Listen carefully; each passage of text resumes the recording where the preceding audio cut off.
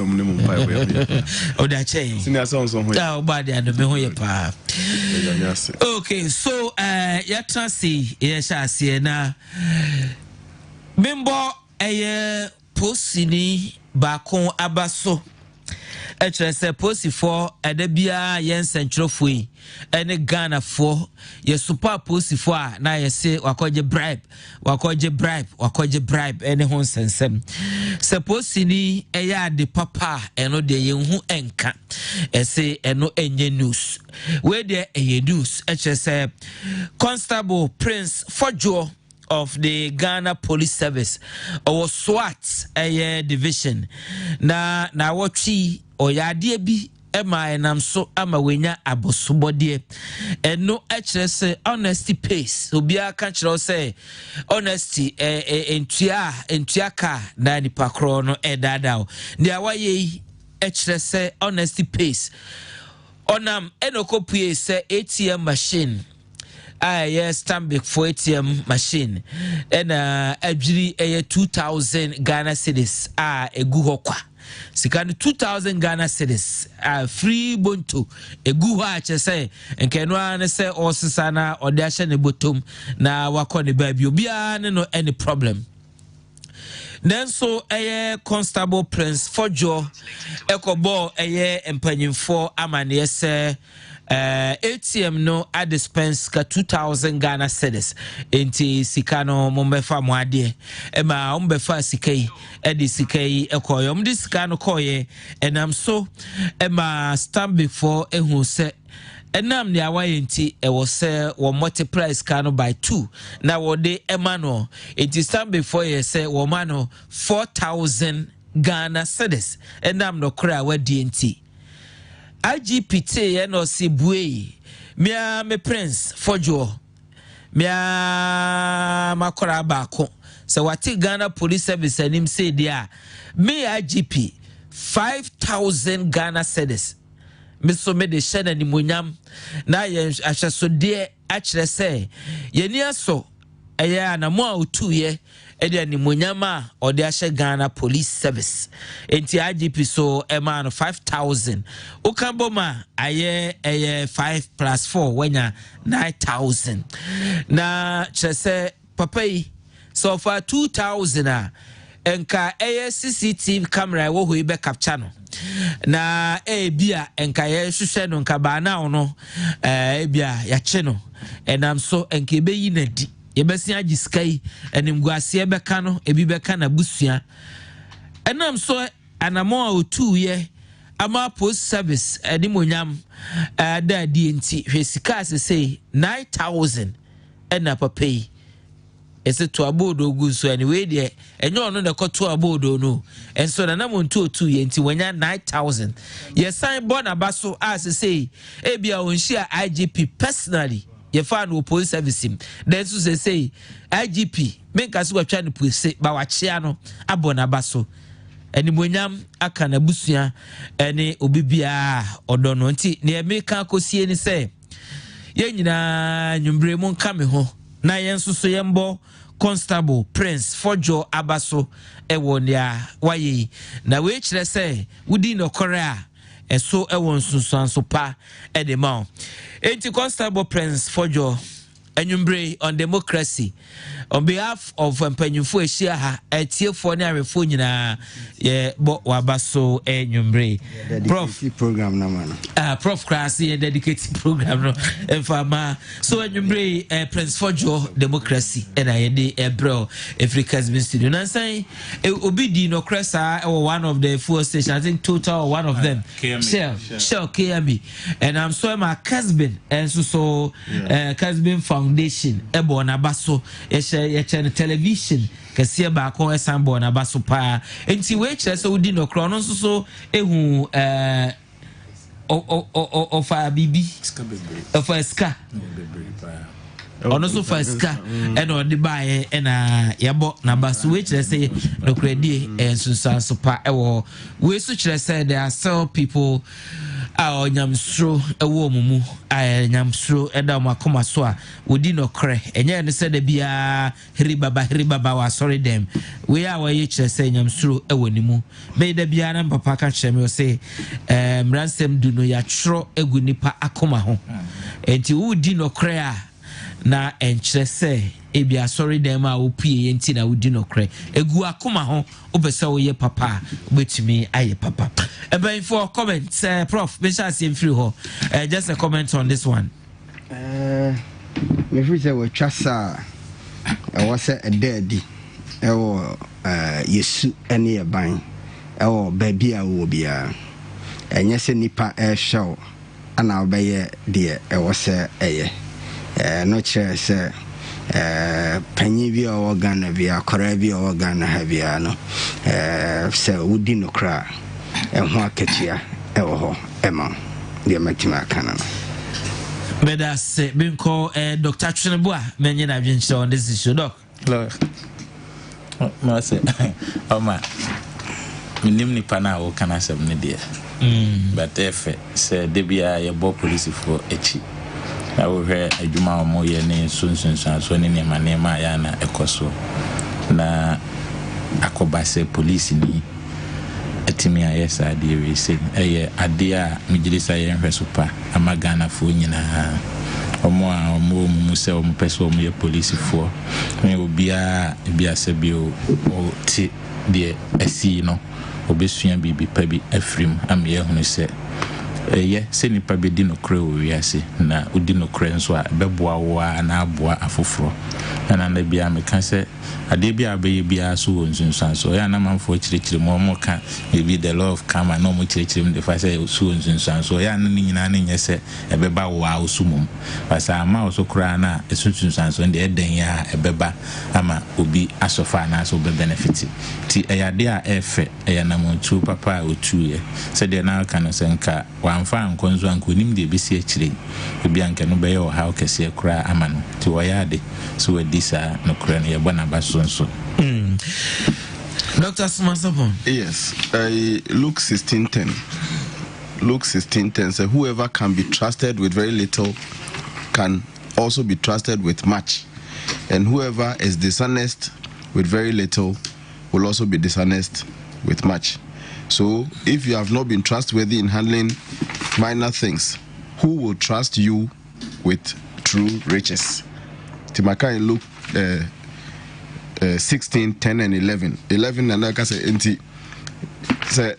if you cannot be trusted with little things, who will trust you with true riches? No, yeah, they bought minia prince minia me did so the prince no yeah born abaso watch say he can be trusted. In fact, me nyesho say na need da so kra say bia oba benya ho moho sa ono de ne nyame so adwuma na oye. Unse police moto na kasa a service with integrity. And those who pass through training na unse you two things so go university, I see that you are passing through the university or the university omo mu fa mu wa ne de e so botom kra na oyi. But omo mu allow training no kwa omo ewrero omo ne de enya me nwanwa say otimi demonstrate service with integrity. Na omo mu bo na baso ye nyina ye ka ho na anwumre ye bo na baso se we diketwa ne ho no kware e ma wanya baso body akese onfa saa nkonanim na the sky will be his limit in his service to the nation as a police officer. So Prince for your congratulations. Now back to issues on the table. Yes, I see anwumre mention I see in free prof. Now what you tell me now you can a katua Article 71 office holders was say the MO and say ya fi na bia na ya review and I see a revise na no na committee ya sete ye professor ya ntiamu abedu committee ekoye recommendations ne ekofa kan ho and I say ne omo debata ho and say yenhwe a president and vice president one yerenom one wotiso no one wotwam na yempe mwabi sikasem kakra emfama bo recommendation here say yema wona katua ebeye equivalent to cabinet minister a osan ye emrahye bedwani wabra omu kununum woso anasa omu wabem ene so omu kwa ansusu 80% of that and other recommendations eba Ghana fo bibo anyu so ebi kasai enam so amana wotwi ne aba ne say First Lady Mrs. Rebecca Akufo-Addo one Second Lady Mrs. Samira Baumia essay sanya nipa bi so power no ya kamia yese ase wone Ghana for ho dompo na wonfa Ghana sikasem ho ana ase wonpo a woni bie wonwen wo ho enna menunti obi a chro check say wa refund sika ekodi ni ho efri ituama since 2017 ebesi sabri wa refund ni nyina ena wo kan se we nkyere se juma wo koso di edebo Ghana no woni biem na mom sika no de wasan a refund won ade ebia kan se sa na tie de a obi a waji bibia nkofambra Lordina otie na ndc for no so mfa man emfa mo chena adasienti wonka but eno was so wo ha se yakasa was so na nimunyam ene se 1% we do one beto tankru anti wa refund this cano enti ye kɔ yanim no na ye kɔ ne se menyo adwen kire on this issue prof that's ya sha se me chia otikokɔso na me chia mikro mu hene ba for amwaten the fourth na me chia achiefo na ahwefo nyina sabe omanhwe program ya yansu yentimi ametna ha nyansa ni ba ko 14 yenyina ya checha adwen ya toato adwen na ya hwese Ghana ebefa ne ntomapa efra asem no wa bakosem na started from Green Street Committee report 1993 and I started time via a committee share article 71 holders sika eko omo eho na constitution na massa nyina so no enti president Edikan was the first republic the fourth republic that's JJ Nyamen Fanon Kwa NCA what the Green Street report Emma Omo Twatwa Ebobo na there be on Betua Bobo Biano and near be dead a chairman in the Betuaja 1998 Green Street report sa asa by BM a free honor yaba Chenry Hesse report 2005 Yasaba Chenry Hesse report 2008 Hoana Rama Ade and so Ebai na Rama did the enumunu na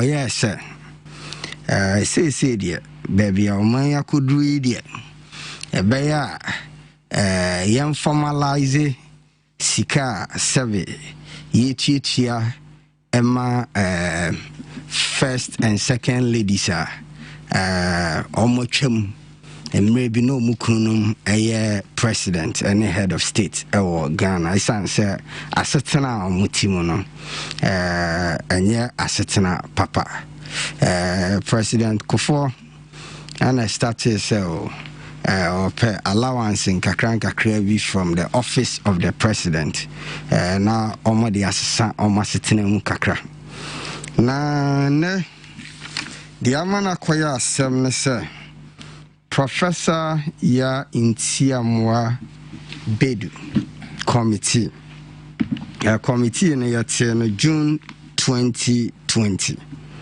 sorry almost started on June 2019 ana omu ewie omu juma omu ya divesi bra omu wie na omu submit omu report June 2020 omu free omu juma si July 2019 na wo share report no a omu ne titiu akasifo a ewo Ghana ha nyina edin sawo so na omu din sawo so no niema bi bededi nneɛma no hia pa omne yana akasai na yana ka sembi mempoto kakra or say as you consider emoluments of the president, ministers, MPs, do not forget the teachers, nurses, the farmers, without whom our education and health will be compromised and the nation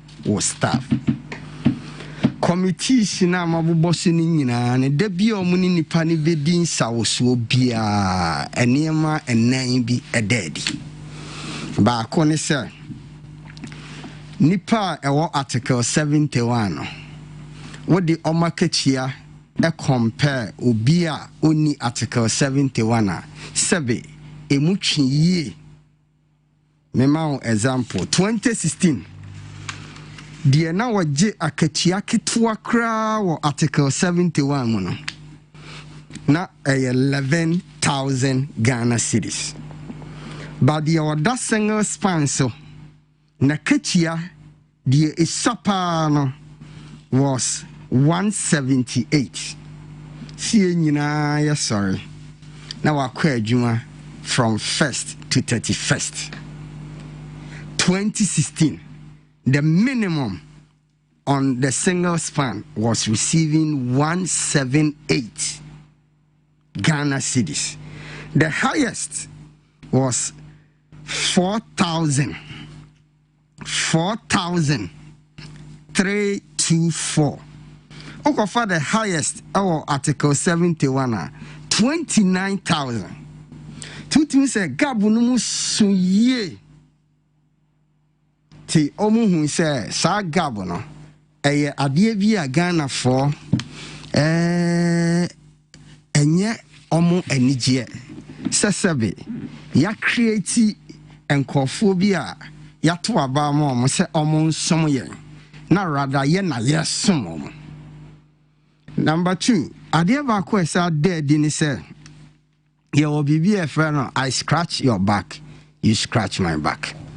And on say executive no legislature each year omuka approve omu payment committee via the beba na executive no so approve parliament no there enti dia akoba ne say woyemia me so mayo enti say the beba dia asum die beba there approve media no na me approve wode no enti esan saa ya ne senti Ghana fo bebre hu se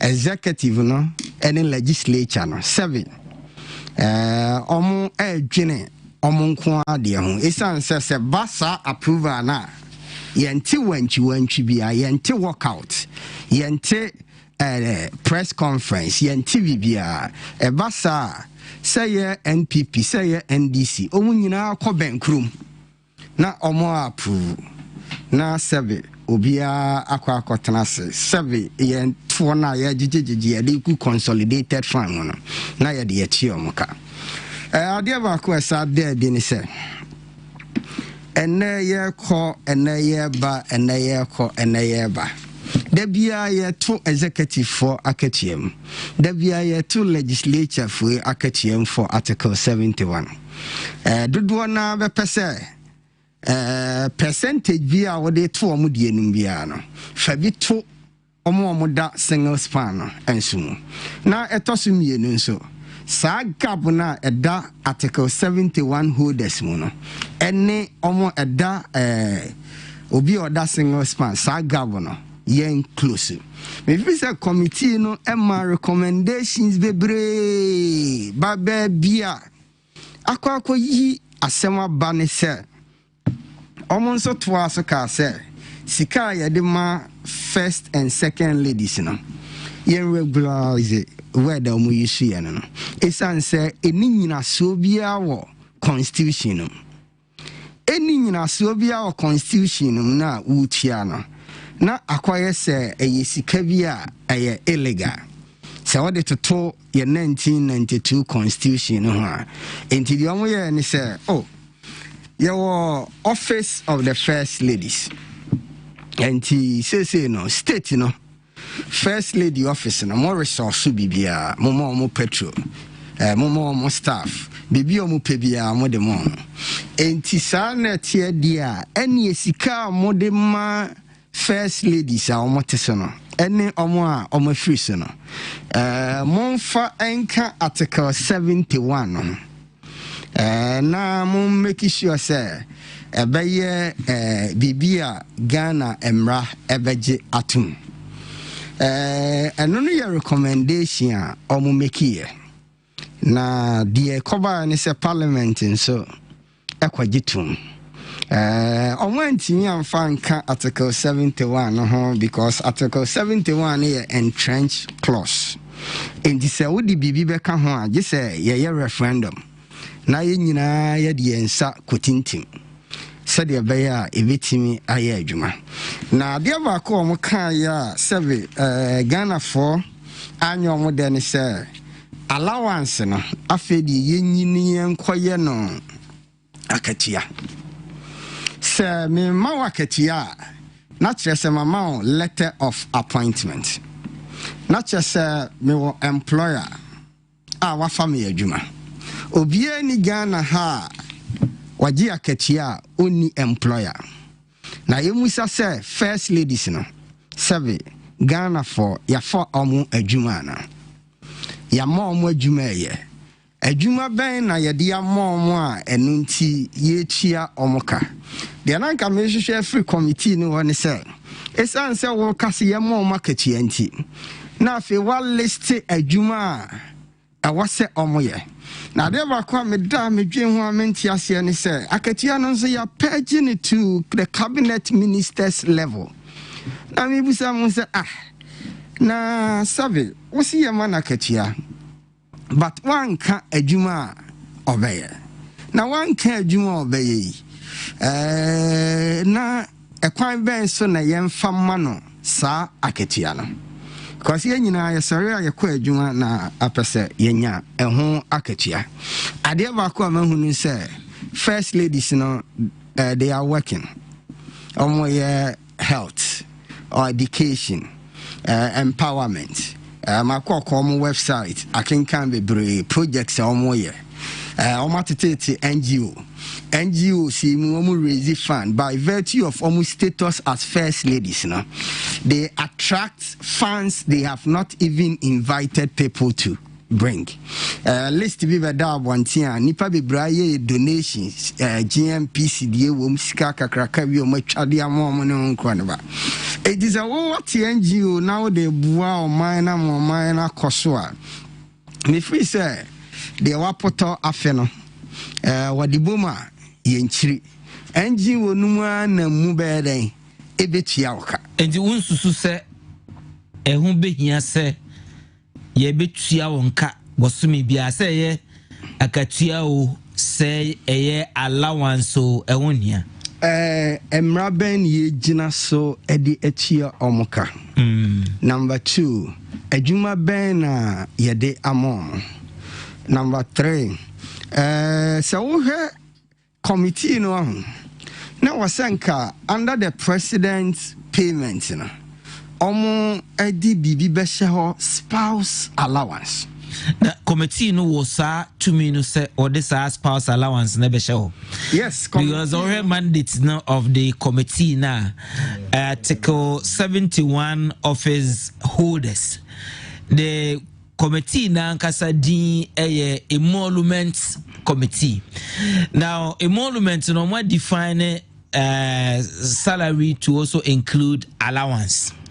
and apart from the ana I prescribe by the ana or revise say revise na upwards because by constitution ne yemra no won't me revise will be a katua to the detriment enti or revise upwards every 4 years biano ombe then o makwa on their own akwa bibia be show so president the no yen just no fa allowance for spouse be me show na yen fa ema wo eno de nke bete is no say enye the same sika na yen fa na say na wo kani ya to di allowance for a wife or for spouse of a president.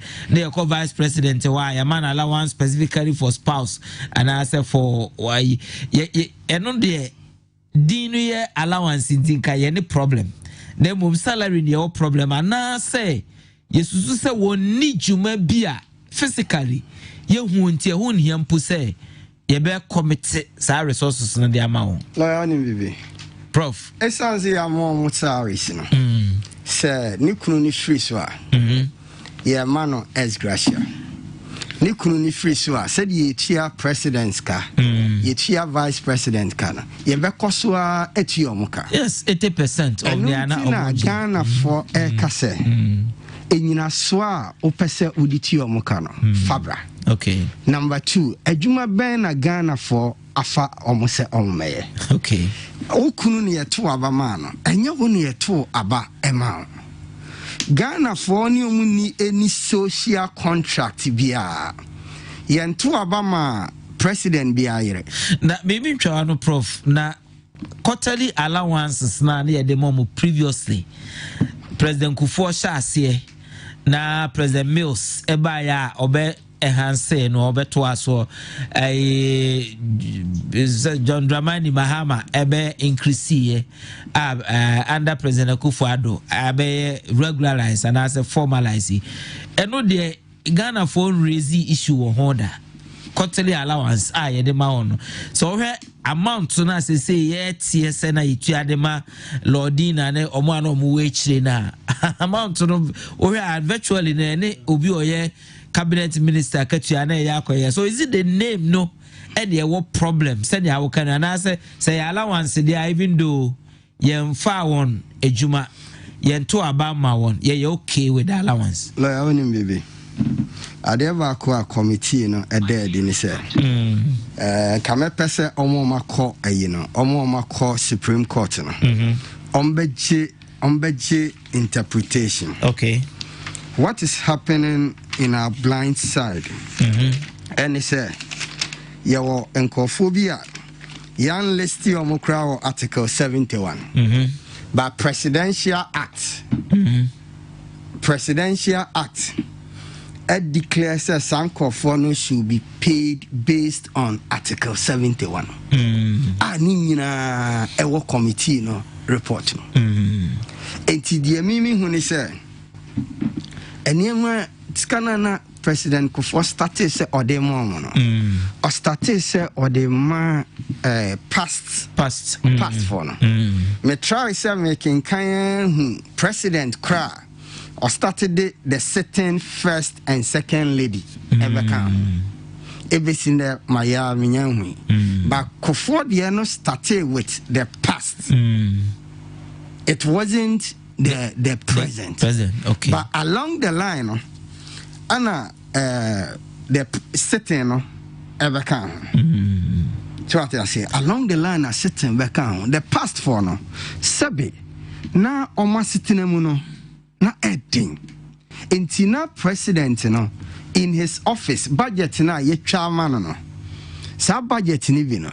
Ana no what they more on humanitarian ground. Sabi and your face, so to general a champon yere so what a doom na auton dear nanny shop and near me and son na me nubi a womb sabinukunu abesom me kobiana secondary school sir a champon see a bisina but we say no agempa emma or minor Kufuor started with the past ebe cinema kanya me tremu president cry or the president in the buy ana says ye pia kwa na afedi ye pia say allowance no cry no yenye ni sorry okay and Ghana force debut allowance no we were okay with the allowance because you see it was for the past limam yere ye manuwe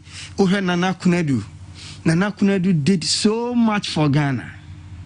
I just saw no more Chiga review or move from place to place. Baby, no more year, Juma, no more year, Juma. Obianka say, oh, a Juma, or more year. sabe they are working on humanitarian inti nam sa kwan so ana President Kofo say okay said they be the asundie wo mkunum sabe omanyom ba bi ko asetene mu ayedin Ghana hanon so sabe ye ni social security bia bosome so a okoba bi koje alawa ana what have you enye bibi na omasetene mu ensisa kakra but say there say yeah formalizing no problem on humanitarian grounds is okay.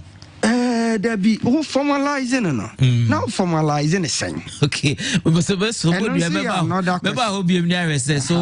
moving forward no then as people so come on minisika no mame kana or return yeah no so as a moving forward no yeah no so now moving forward no because no nebema ye who say now that my refund moving forward no where do we go from here because Dr. Chinebo how many on this issue doc lawyer thank you achia say edi kan achia to kokoso ide enso everything kwan achia achia Kessben TV afefo ni radio etiefo nyina obi asa dem ye na mechia okofro bo kwa chidopwa asante achima sankare man hene ene asankarefo a omutie me nyina madam fupa efreno kwaset ene ye ne birthday timi nam sa konya iso wish na happy birthday entwam na machia me krom ba bia me tisesi anso sokoban ampa me atwuma kwangoma the street achia obia me school for am chiro made above degree masters ne PhD levels nyina achia wo said the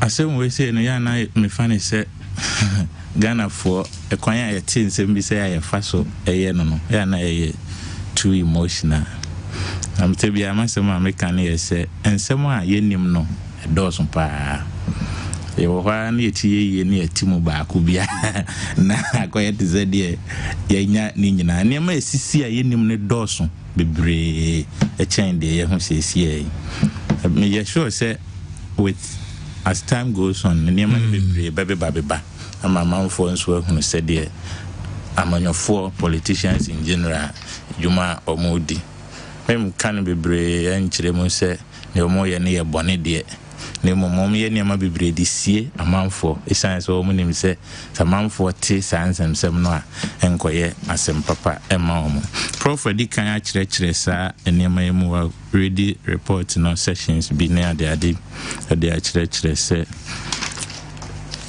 ohwemu a enyina so ankasa bia ni ho a ntiese se ye ma wo mo sa ketua no de ha me pa na ye se de na prof kan committee na ntimi a nkire se ye mfa wo mo adwuma ana senke bi wo mo nkire se wo mo kunu no mo ba me ato aba mo mo a ye mfa wo mo so pictures and to poster ne so na se ballot box no na wato aba na ma president ne yire into oba utua kama omumi no no akire se onu kunu na ye president enti se wogya ketua ese wonso wogya ketua ni bi saade no eni ho obia ento aba ma omo ena obia nso ma omo appointment letter bia akire se by virtue of the fact say ukunu abaye president and vice president intino ese itua oka bibia sa ni ho se ne nka omo baaye na ananko ama appointment letter say because ukunu na ye president intino yama also appointment letter say as the spouse of the president skase na bosumi bia e betua o allowance say ne de bema accommodation ka allowance ne nema nyina no e de ni nyina emema so wo hwe say de oman no esikasem egina ene say de the Bia finance minister complaining say lack of fiscal space no can say aban no esikasem enye amana ye aid dependent a loan dependent kwanya ye fa so aye tututu ya na mana ya ntuni ya e bedroom re bi na be yedne a covid break kura no kai loans ni ade a ye kwagigige ye se e ba se oman ya ye nim sa nema we se nyina no se yetimi eye ya adwene se ye nema bi sei ekwan bi so no emre kura entaye kire na e ba sa na amanfo no di ya ewo mu mamu si apene ekire se anipa ye to abama wo mu no sebio ekwan bebre so no ya na omo nwene ye ho but no cry I will say this passionately wohwɛ nneɛma a ɔmo yɛ na enya de a ɔmo dwene yɛn yɛ ho na mmom wɔn ankasa ho na ɔmo adwene sɛ obi kɔte sɛ ne ba yɛ adwuma wɔ napco na yɛtua no 700 Ghana cedi ɔde yɛn ka no korɛ sɛ Ghana ha obi a wawie university a wayɛ degree ana obi a wawie polytechnic a wayɛ HND na because sɛ adwuma biara ni wɔn mu nti yɛfa na adwuma na yamma no 700 Ghana cedi ɛno koraa no ɔmo brɛ paa ansa na yɛtua sɛ sika na ma wɔ mo na sɛ yɛtumi enya sika ɛde yɛyɛ saa nneɛma wei sei na wohwɛ a yɛ na ɛyɛ asefam kakra yɛnhwɛ Amerika ɔmo timi ediye a ɔmo refund sika wei sei no masɛm a megyina so Amerika nyinaa kyerɛ sɛ ɔmo wɔ sika bebree amana bu so a sɛ sika wei na yɛsɛ yɛde mɔm no koraa no ne papa mu anka ɔmo nhia ɔmo mfa nyɛ hwee because sɛ na prof kan wohwɛ a ampa nso ɔmo enya funding paa tena prof pa kyerɛ sɛ ofinso ene yɛde no anenam sɛ yɛde ofinso no anenam de a ɔmo akonya sika ɔmo de yɛ NGOs ne nneɛma de a sɛ sika na bi ɛna ɛso ɔmo nso nka ɔmo edidi sɛ yɛmfa ɔmo adwuma na constitution so ɛmma kwan bi ase yɛntua ɔmo kae deɛ ɛdi nti na ɛsɛ yɛ faculty kwan bi so na nka yɛkɔfa ɔman sika ɛde ma ɔmo ɛyɛ ade a ɛyɛ asefem paa na questions a bi nso bisa ne yɛ sɛ yɛma president spouse and a vice president spouse ebra omo ewo aban mu no yetua omo ka omo kokotena efie nso a yebekọ so atua omo ka akosi se omo bewu na sebio me dwene sa de we ho a mentiase ba bia mentiase ba akọ ne yese yesi ya pege omo salaries no to cabinet ministers there but we share report na extensive 113 pages.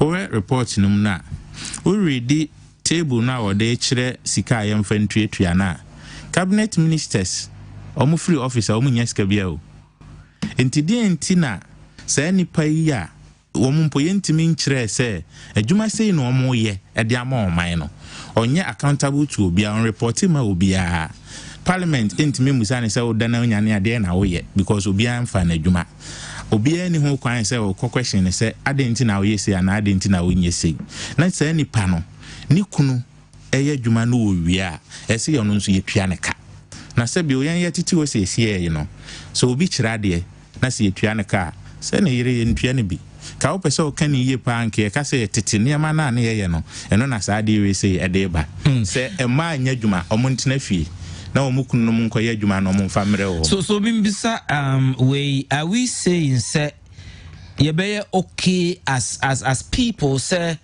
you be who say president wife say na or a teacher obekoso akọ school akọ de we are ready to provide the security we are ready say you be mana ona so obeko dwuma ko you ready say you be sad are we ready say are you ready say you be sad na anka mani beje pa ebe ni gisem pa say obehunu say bi o mame Rebecca ikunu ye president oko abrochire nom ne ade a yetimi twitwa ba president not a bicycle so so no or bicycle so no say who say national for so na hokwa but that area no you see security enti say sa ne mani nyina yetimi koso de a ade na de bia yen adwene ye say ye de esi ye bibi foforo emrofo na timi provide this security ya okay ye hu say bodyguard bia de na chi no but I'm saying say the cost of security ye be provide ama e bia president wife say or school akwa kira de a and say ye man nchade na ye be take care of say president wife in the chinchina I say money security sa questions we say I say mo obi betimi abisa really obi betimi abisa say be lawyer o wife say adwuma o ye na yentua ne ka bia na of course but say in terms of security no in terms of security because say yentua o mo kai so mo movie a state protocol detailed we provide comprehensive security we do that because almost in a way you know so mobilize we say you see hospital a baby center e dey am and dey na boy ensam ye ni age say first lady o ababe si baby care home ana uma resist ka omo de ne ani age and de hu adwuma mo aye eba we de kai adwuma mo ye mai. Is that what we are saying? Probably member is that what we are saying? Say systems near Juma said yeah, okay, brooch ready. Okay. The can in Yadia Dino. You bet me, I am an abroso. Yana men pese a day Ghana better to a brooch home. Because so fast as we about Mekwa start Yako can US, UK, Canada, near their day. Even information de banokrano enya no kre se bia omo yepi omo wives kane ade ade no eno kra enya no kre nti yemfa ne se pese ye ni yi a dem provide this animal we machinery protocols ne ade a o kan nyina e bitimi provide scanner america no me hu se omo nhia. Okay. Omo we scan be omo we scan me da se beba ho biem ni ahwe de me call Dr. Smasapon me nyina adwenche on this issue doc. Yeah, sinala me do ase na machia o adult listener baako your friend akolo ai eden akolo bema de o kasa akolo aye enchiremu no ye hia enchiremu aso chia pa ena neba Davina oba Kumasi Technical University at Carles Hall on Oye treasurer I think yeah and you may almost muti until much pa. Okay na meso magina mes sene mpanifo di kan ye no achia ahemfo akese mienu ne odi kan wasa memfi mahene tetrete kwa mwasachim anyumre ya chia wasa kroponfo nyina na ne otoso mienu achimi su tem hene saberima befi sapon kuma me papa anyumre me chiao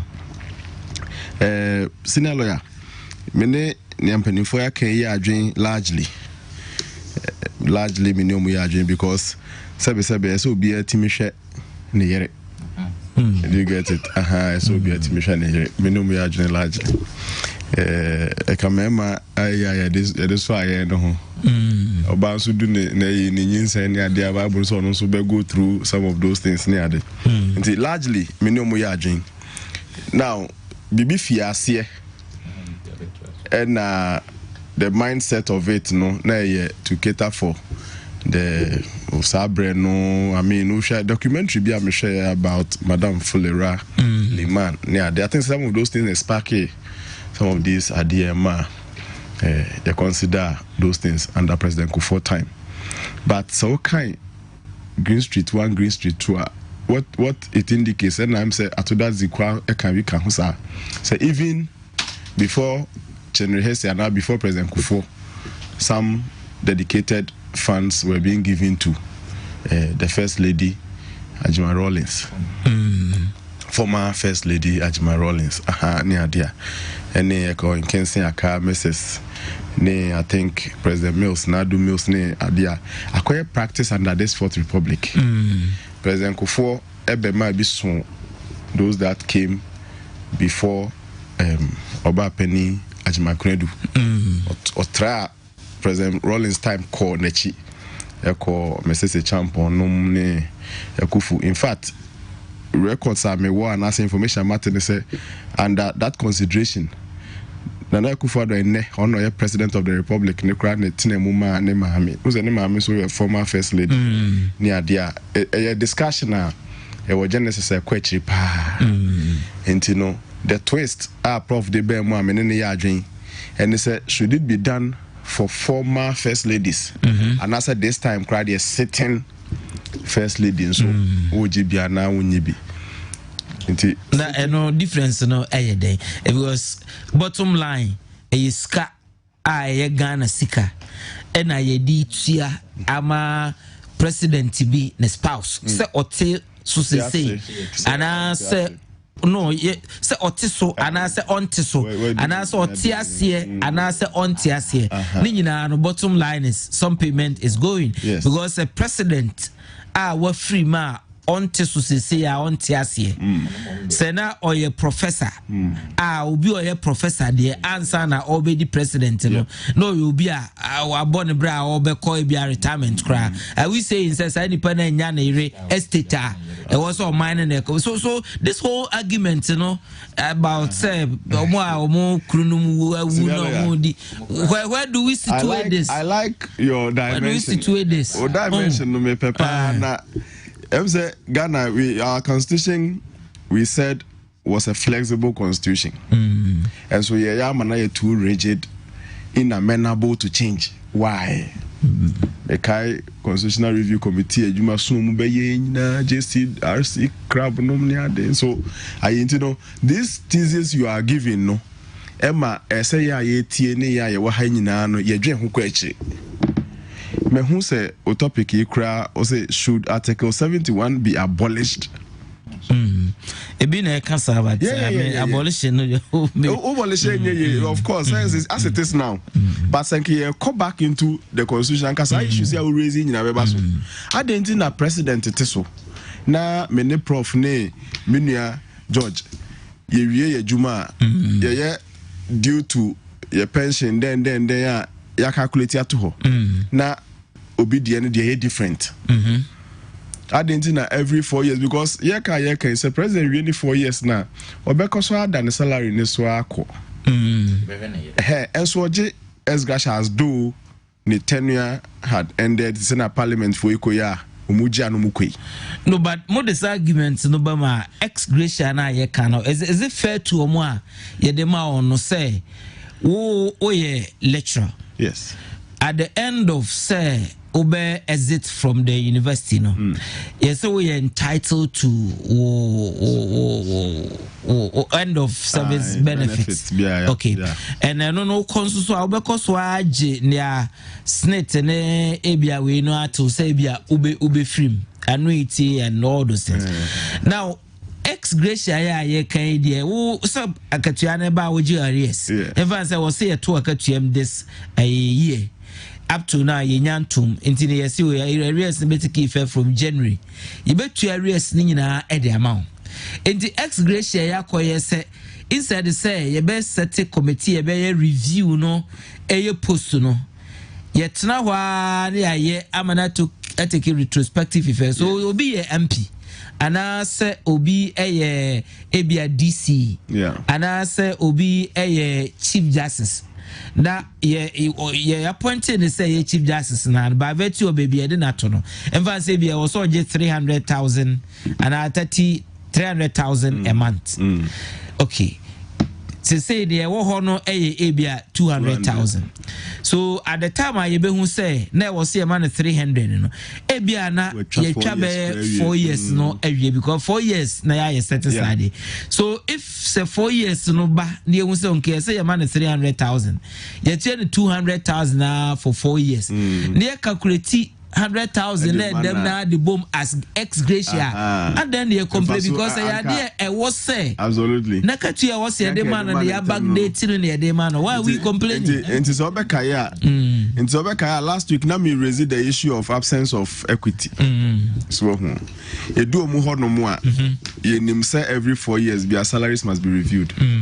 Prof Nimini George Betchero how the ordinary Ghanaians, how ordinary Ghanaians suffer to get 4% now recently. The man out for even 4%. How the ordinary Ghanaians, how we suffer to get a anka omudie obiani problem.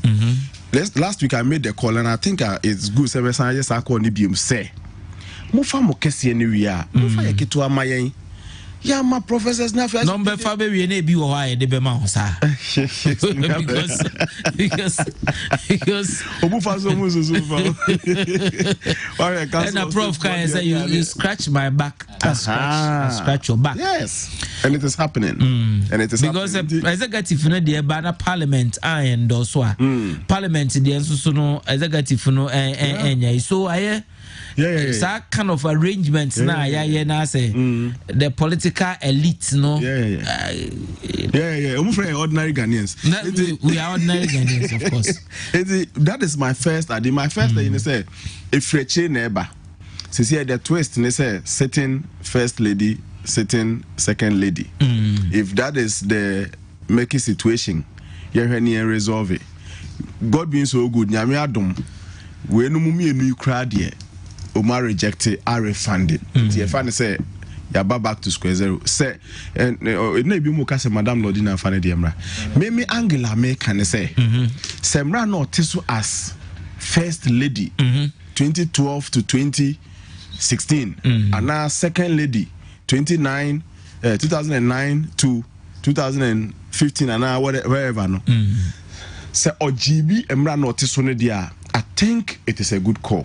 So on Fambra. So the premise are Yen Fambra is it because so ukunu te so dia any see the mouth. But ukunu free so dia was see the mouth.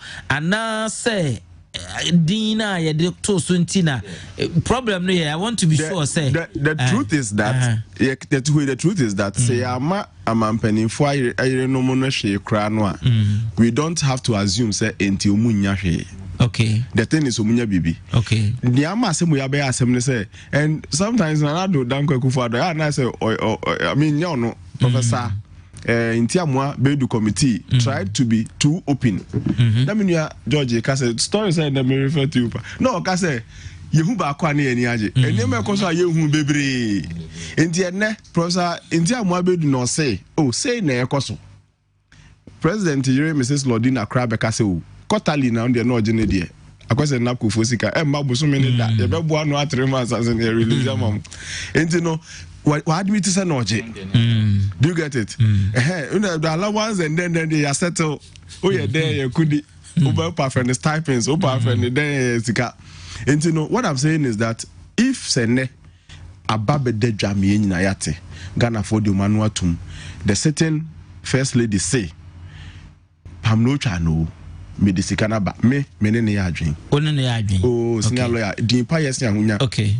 Me I will protect my name at every because sabi wo yo me kra no se sika bedi ni ho a wan ko bo state ni kro no president Nana Danko Kufari Madam Rebecca on kofa Ghana sika bi anfa anya hwe continuation of what had existed on babeto here enene kasa aba ho. If democracy is really for the people and by the people and the voice of the people matter, then Mamina responded to the voice of the people. Okay. Wa return sikano. Okay. Wa set standard. Okay. Wa boni din hu ban. Ya kanon so. Oni Samira o enyo ono oni Samira oni vice president why. Enti ya kanon so no. Say ye Jessica Amra ni eteso as first lady sir. I think it's a good call. Na fi ye set the standard 15 na eko. Going forward. I wanna make ba hosisi going forward and saying and I no program I will share enyumbre I will see enyumbre a democracy. O share live or Kessben television o sign 80 and Kessben radio.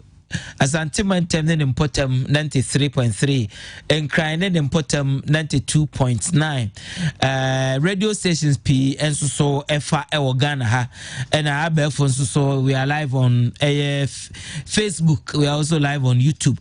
Opese what do I venture on Susi and was bisa eba ubet me I send a message aba 0551599 933 05515999933 with me send me say now o am share television ube number na on the screen with me send a message send me a message men frame prof be mar ho na ye we say me sha see free baby na o wie na twa wa no say so Omar refund now tie the basis and a reason and a rationale wama wa refund sikana wodi ya say as a Ghana for bi kra koya na wo kan sembi a kyerempo say wodi Ghana ho do woni abadaye ene ne keka ho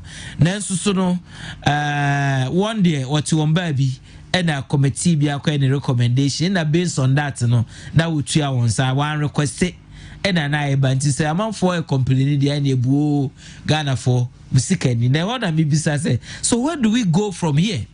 now that Omar refund this can yen fan say I'm refund I aje ade yes ya na sie enti no etu nkochiri baby echire and I say we say ye discuss na ye hu say okay my refund there then so ye ko yenim no say and we say ye no prof me da see we la like I said nipa o chiro Mama Rebecca letter no save never be entry and never be entry in the sense and never be a one any coin sir or the letter what me his canal refund me her letter na watch on and to me person me call letter no so me share sikana wa refund no watch or high emotional intelligence. Emotional intelligence ne say obeti nipa na say obeti me manage your emotions in a positive direction.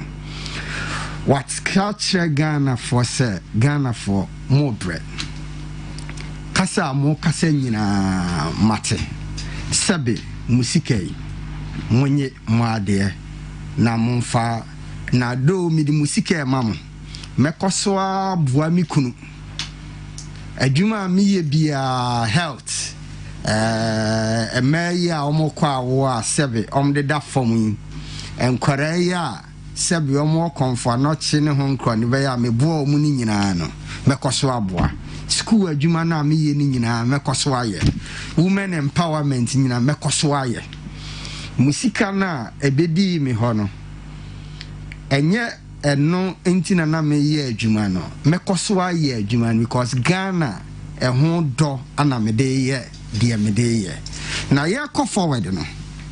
This is my recommendation. Report na Professor Intiamwa ya Intiamwa body de ba no our limitation kakra omo compare Ghana omo ko share Rwanda Omuko here South Africa, Omuko here Australia, Omuko here Canada, Omuko here UK, Omuko here US. Makai nina first ladies asem ne second ladies asem ohode. Oman farm tuja. E dia be ne wo ho a omudi sie. Omon fa ni nyina entuja. Ni ehunu se Rwanda. First lady no. En shaya de manini. South Africa and share the money ni Australia and share the money ni Canada and share the money ni UK and share the money ni USA and share the almost free I had say your independent remuneration committee emolument committee a year juman and 4 year but they were silent about the treatment of first and second ladies. Is it not because and specifically on terms of reference one as on mandate? What? So what the recommendation be ba?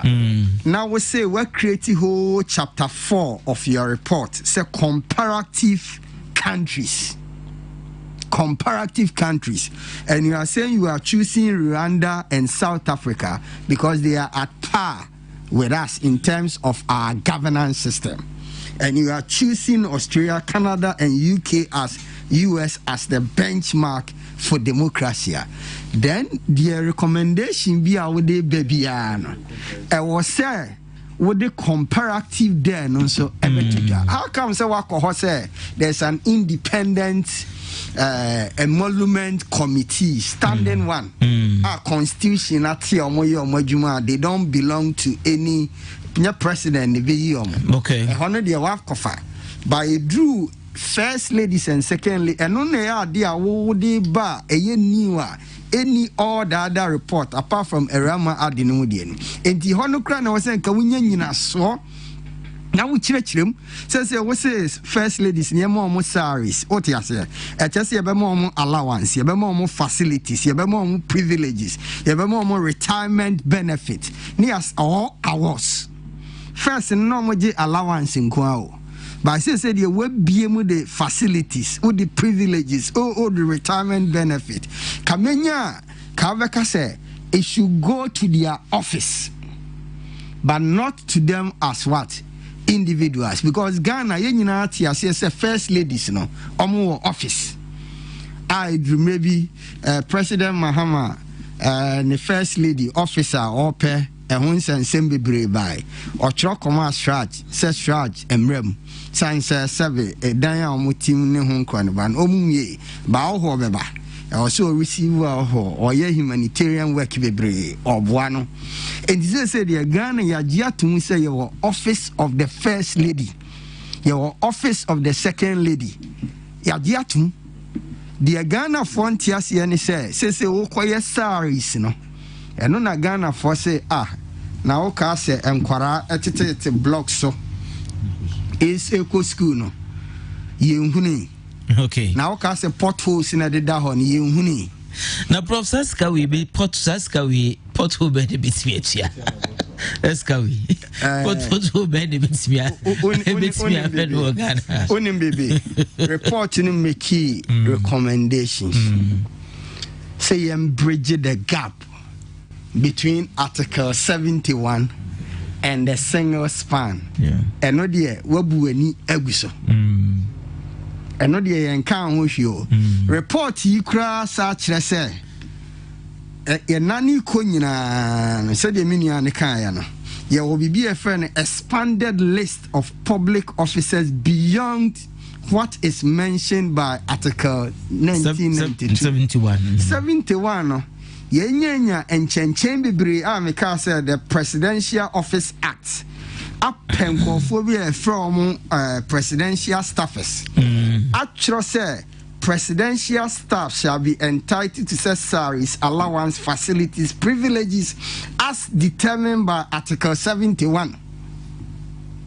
When I'm a person, Supreme Court seek interpretation. Say entrenched clause in the Constitution. Yes, say dear ya listi. My fa ubia emeka ho. Ye obi ba beka ho a. Yenko Ghana for ne yenko gitumi no. But yet in creative presidential actor. Ono so wa listing kophobia. Ye to Article 71 for akatiem a. Ne asa to mo so akatiem. We nyina wo ho a. We should go for a declaration at the Supreme Court. Okay. Maybe that's the Prof Nyumbre, Prof Adventure on this issue. Me call Doctor. Actually, the final one on this the way forward. Then we'll come to the next issue. Doc, lawyer na Prof Kasano can and money be her ability to pay committee in the kind. The Ghana her say scanner Article 71 office holders. What they to the compensation structure. Almost can just about 1%. Almost can be bisa, and almost also can say, and you know, Cressa the Ghana for be holding that perception. Say Article 71 hold the Sika homogenous a dose and a bros, and I say a chance on an also you know because so many say chief executives and chief executive officers of state-owned enterprises, being institutions, be Sika homogenous a dose on crowd broso, and they have better working conditions which is a fact. It is true. Yes. Omo adwene no sa niema we say no enya dia e be kire so anase e be bro mine so o kan bibi nso on the ability to pay no obobo niema bi mame mobo omo consider the levels of domestic revenue yeska o mine no enya the current national agenda of Ghana beyond aid, and then the levels of public sector wage bill, and also can be the future resource mobilization capacities of the government and the developmental needs of the country. Or can we say we no bar reasonableness, a honor be fairness and equity? Sir, and near we nyina no de paying na so at the amasa sketria we say. Sketria na what can Article 71 and ne president and now vice president anyway inti kamen kwa dia Article 71 no kaminya problem bebre wo ho e kwan bi so no ya na bia omo co pension ye anase omo free aban mu a e be koso achi omo ka manfo ka ho nsem de but wo de mfa ne se ni nyina mu no yenya ama ne wo ho si jaye no ama na wo ho dia se de menua smart kan ye you know adenti na be ma bia se utimi hwa wo yire na se o aban mu na yetua oka na o yire ayemfa na adwuma yetua ono nso ne ka na o firi aban mu nso a ne sen tua ka sen tua yire nso ka And on the how no. Let me gonna want me to ask you. So what should be the way forward? Question I know is I say nipa no wa ban mu na say ye ntuaneka na wo kotena fie dia e betimi atuaneka meanwhile ne kunu no a ono ntie atuaneka ne tiase ai gusu tuaneka the way forward ne dia me madwene nyina ne say se e betue ska ma obi mpo a enye dia se bi oni kuna firim se dia o kan ye no kuna do agima se bi wo mo no omo bre no na ska we ni ho ne mo mo sa allowances ye kan na me kama Ghana for what ya say ska we ye kan ye just the basic o ska be bre wo ho eba omo jejeje aside size ka ya kan kura no enema bebre omo ye gina Ghana dimu ejiji sika omo mu ho akonta nkyere obi a enti meme momo de si ebetu omo kapa de say the prof allowance scrum be se be mo omo deserve here they don't deserve anything omo kunu no mo hwe wo omo kunu ko pension a omo fiska na oman ni di tua ne bi no omo fa hwe ne yere na ne yere ni hunu sa ware ni nti no ese ne kunu ene hwe no ye mana koye se ye to aba mu obi a ono ne de ese de bia ono na bra bom ko kama na ye to aba no de ye bia ye mre ye nso fa sa ade nti na ese ye sa de we ma ye ho anyway I say be some because omona no menya sure said do na no be some mbeka say bia sa ska no cry sika and exception ye say o omo free so dia if any right say be tua dia sa dia say o free so itua na say the crew free ma I was say because yeah na ye come so na Professor Mills and as a Professor Lima na obi oye whole professor and so na obedi president na say o free ma na estate ntimi nhwe na area and obi oye professor they are dealing no e bi ahwe ne makra ma ne ma awie school or they should be able to take care of omo mother it is an so ntimi nhwe omo maame a and now there's a problem over there it is a more Ghana for feel say omo nya deserving of payment there then obi a we free so ne obi a ne kuna wu ni sa ne it should not come in because ohwe Article 71 office holders now. Osha Professor Yabedunti Amwa committee ya recommendation and say president no takatu ya wajino. So oko we are obeji be 80% of that. Yemanu comprehensive health coverage sa comprehensive health coverage e cover or no president and then a spouse and then the baby or ye below 18. And it do na so say nya say bi omo be pension baby a omo be ko pension no omo ni obabi ni baby any ho ye below 18 years and the wife will be covered comprehensive health care and na ya na that age na ye problem but ya can say aduane omo be do sa aduane be nkra na wood mo ma so bia position bia nti e bia committee no na akofa asema bro mo na ye super mo but that deal omo said Mrs. Rebecca Kufuado and Mrs. Samira Baumia can say and your money castle will be a Kuruma be the president and vice in Timuntia. Baby, they have not requested for anything and omo same way akoba. Okay, so moving forward, no look at it. So whatever the kaka going forward now. Maka going forward now. The American say a year crown anka and only the normal. Could be any problem. But yama gap bi abedaho ene bedu ha say for no na koye a necessary something e bedu hin for Article 71 for scenario go for no so na mana koye an urgent discussion omutimi ko anajo ways the say yes time e dey brom ni ade no under urgency certificate of urgency abe an important ade ma unions enye se omu pe bibi nhwade enti me de na adentina membiso adentina omu mfa ho prepare enkoye sade because so be dey due the person when to ama no na ma ko ochine koma 4 years wanda pay na for 4 years and then no tese report na ba onfa on prepare enko endorse na wonya kwa enko je ne ex gracia anka senior lawyer anka no the best then e be see under me so me dia CCA for the past 12 years I have worked with no reviewed conditions of service and so nobody seemed to be urgent for you tag discussion say Can't be best. I cry. Almost 2 years, 3 years. Indeed, the agency will not happen when it gets to the case of the ordinary Ghanaian. And the last thing they say, timing, and a period where they say we should be giving out. A period where Boabua near Manu attending to emergency issues. Yes, a month for crying every in Sika. COVID the to form cry rebuilding an economy. Until I think at this time, no, wrong for us to be thinking about affluence and luxurious life. When that is not even the norm. We have a lot to discuss because I have serious issues with Council of State members. Almost so ya presume and Article 71. Now no ye koto kasa ma ye MPC a was say ye koto bima Council of State members. Now ye subsidized by 60%. A sign for interest e was nyina na omunitua 40%.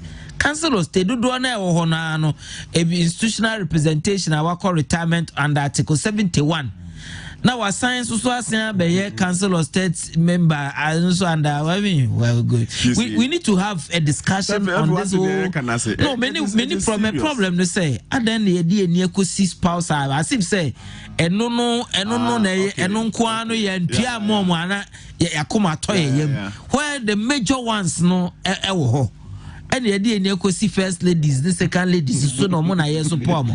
Meanwhile, no, behind the scenes, no.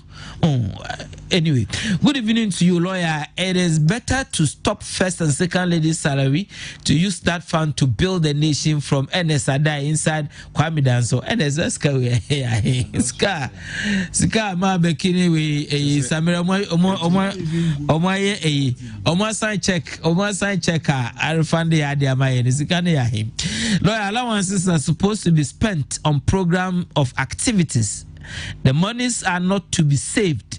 The refund is unnecessary. They were not under any compulsion to pay it. It was done out of anger.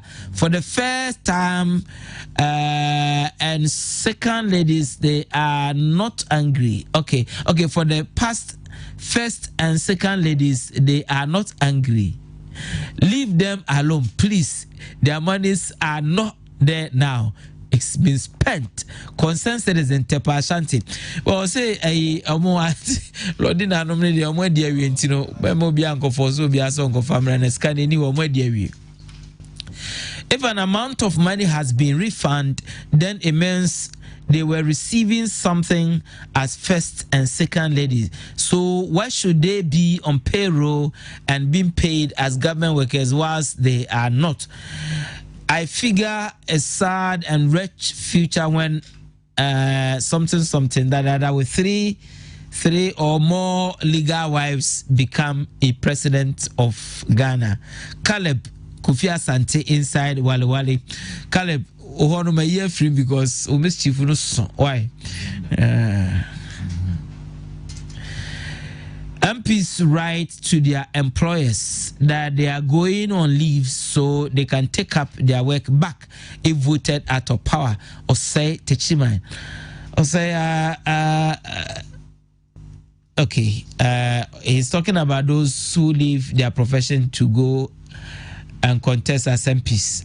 Okay, report no so say omo ye to abatia omo no ko back ayemfa one no person come back to teaching MZGS and few one no person come back to way and few nti omo ka say binum cry area na omo we ya big sikake to bia 200 cities in 2000 cities on the very omuntino na omo we ya but most of us are some nobody because ubedi MP na we say 200 cities where nyana eno no ama how about ono ye ordinary person or tie krabia say odiness and say or teacher?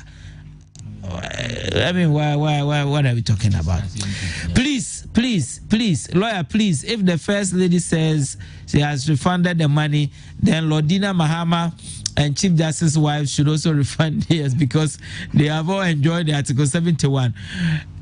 I am Emmanuel Sefusu. I want to do a political analysis, and if it is time, I want you to support my interview. Okay, I will always be there for you if you need my support. But Chief Justice Siri so name say Obia Kaze Chief Justice Shira Kojibia. Yeka first and second ladies. Chief Justice Siri name so Obia Kojibia. Lawyer Mansour Road need to be fixed, especially Mansour Kwata Junction to Mansour Datano. Lawyer tell Gunde and CID to fix our road because we are tired of bad roads. Sir John Mansour Kumpese. Sir John, Debbie, I'll send you over. I'm sure say your road will be fixed for you. Why? This one says our leaders know how to do some things best, increasing their own allowances, fast in circulating their own arrears, fast in paying their own arrears, fast securing loans for their own cars. This is very funny. Prince from Hafu Kenya sends us this message. I want for a while though. This one says hi. Okay, you too, hi. No name attached to this one. Now this one says, lawyer, prices of food has increased because we depend on rainwater for our farming. Let's channel the car loan for one village, one dam. Adam from Agogo sends us this message. And you remember Masrisana 1 hour brodo say announcement to say well, from 5 cities to 6 cities. Na amount for mom say now to bread and also the baby 6 cities. Obey announcement to say the 1 city count because you are 270 amount for because mom. Good evening to you, sir, and your partner. Please make it loud to the MP of Offense North that he should not try to conspire to bring the insensitive. Oh, please, this chief executive thing. It is not for discussion. I'm not going to read your message. Please, how will you feel if your flexible constitution says you should reward an MP who serves his or her country and receiving 13,000 without other allowances and end of service benefits of 600,000 Ghana cedis at the end of a 4-year, but rewards a teacher who has worked for 30 years, 20,000 Ghana cedis and 500 a month for life? We saved Abdallah Mohammed from a Kumfite Chiman. Abdallah, I don't think sir teacher BJ 500 Ghana cedis a month. So I never can do, but maybe I don't know, but good evening to you, lawyer. I think the first and second ladies have done nothing wrong. If we are people to blame, it is those who drafted the constitution. I am King David Ntonso of Ashanti. Well, constitution no anka say. Constitution anka say kochia salary sema first and second ladies so. And also say this one says, why is it that once we vote for an ordinary Ghanaian, that person becomes a superhuman and want us to do for them the things they themselves can't do for themselves? Buache from Drobo sends us this message. You want to ask this question.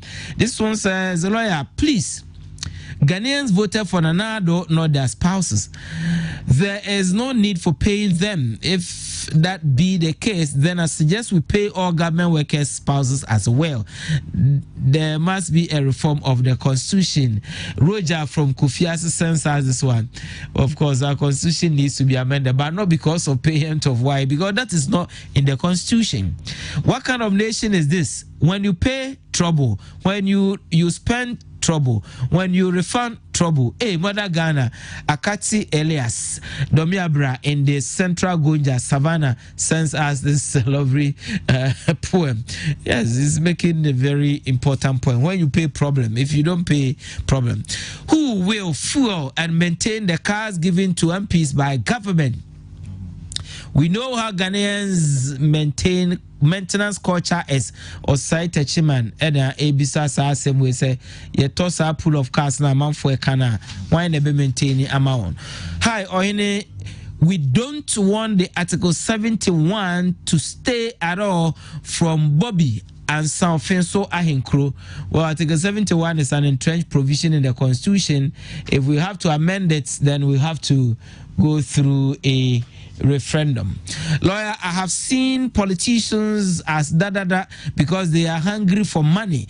Ghana have a problem of bad roads, bad hospitals, education is in crisis. Why looking for these luxury cars if they are truly serving the people? Kofi Fofie from Germany sends us this message. Sometimes utuka ukwaha wenim kakra bi na enye kurasi o ha kakra bi na ko hwedan asabi ye maame nom ne enuanom edam ade bia yetwam ayehu na nsu aye nom ne ade a. Lawyer, please read my message because we don't have any platform to express our views. Thank you. Well, I've read your message, my brother Anna. I'm sure some can you Anna. Yeah, Simo. You read wahala. If you don't read, problem. Okay. Well, you are talking about this MCE thing. You are angry about some MP. I'm saying that is not an issue we are discussing this evening, and it will not be fair to discuss it and be attacking people when it is no issue we've discussed. Good evening to you. This is Breezy from Ejuso. You're doing a great job. Please, I think we need to review our constitution. This is really bringing our country down. My regards to Junior at Ejina. Say, of course, we need to review our constitution. It's been so long and something must be done about this constitution. Good evening to you and your panelists. My take on this issue is what's so challenging for our first and second ladies to work. It's just myopic and insensitive attitude of bossism by these politicians. Lawyer, good evening to you. I think henceforth you should not bring any political party rep on this show. We need these technocrats only on this show to tell us more on how to solve problems in our dear country. Please, I am begging you to avoid the party reps. Eric and Mpatasia sends us this message. It says, Lawyer, we have schools under trees, potholes, 70 students in a classroom. Students do not have chairs and tables in the classrooms. We're not thinking about these things, and you want to pay your wives. I am also proposing that teachers should be given loans to buy cars because they are also working for the nation. I think the country is sick and we lack wisdom. Eric Mpasasia, well, Eric, loan for teachers for cars, I think is a beautiful idea. Now that starting a Sambo cars no Hano, Nagrat, Nat, and leaders, we should find a way. I was happy last time, Biana. Necessary, doctor, we're trying to find vehicles for them. We should find vehicles for teachers. I love teachers. I'm a professional teacher. I want to teach. So let's help teachers. Ghana is in crisis and people are not being paid. Why is he thinking of paying his wife? Please, we should think of getting resources for our class. I am Gideon from Bosso Dodi Asante Krum. Happy birthday in advance to Alice or her niece. Okay, now messages, plenty of them. Let me check my time. Okay, 5 minutes and I'll come back to the studio for us to continue. Ghana needs to be ruled by autocratic leader. This so-called democracy is messed up. Handsome monkey Ntobroso sends us this message. Well, that one I disagree with you. Is the constitution, not the leader. Good evening to you, Lawyer. If the money comes to politicians, the economy is good. But when it's to the ordinary teacher, the economy is bad. I am a teacher in the government SHS, but non-professional. There's already difference in the salaries of professional and non-professional, which I understand. But I have additional responsibility as a form master for 3 years, which qualifies me for additional allowance. Yet I am denied because I am not a professional teacher. Yao Apadenture sends this one. Well, this is a sad thing. We need to, I'm sure we have to work on this thing. Hello, Hello, lawyer. Good evening to you. It is very bad that you are discussing this evening. Sometimes we, the youth, end up feeling hopeless. Yes, the first and second ladies, in my opinion, must not be paid as they are in the best position to cater for themselves. But the most serious of all is how much some of the state institution directors and CEOs are paid at the end of the month. Yes, this is our constitution. It might be looked at per. God bless you and your panel. Well, I think we have to look at this thing. Good evening to you, lawyer. Please, is Jacobu part of Ghana? Yes. Poor is everything, and Galamsey is ongoing at Krobo Forest. NPP disappointed.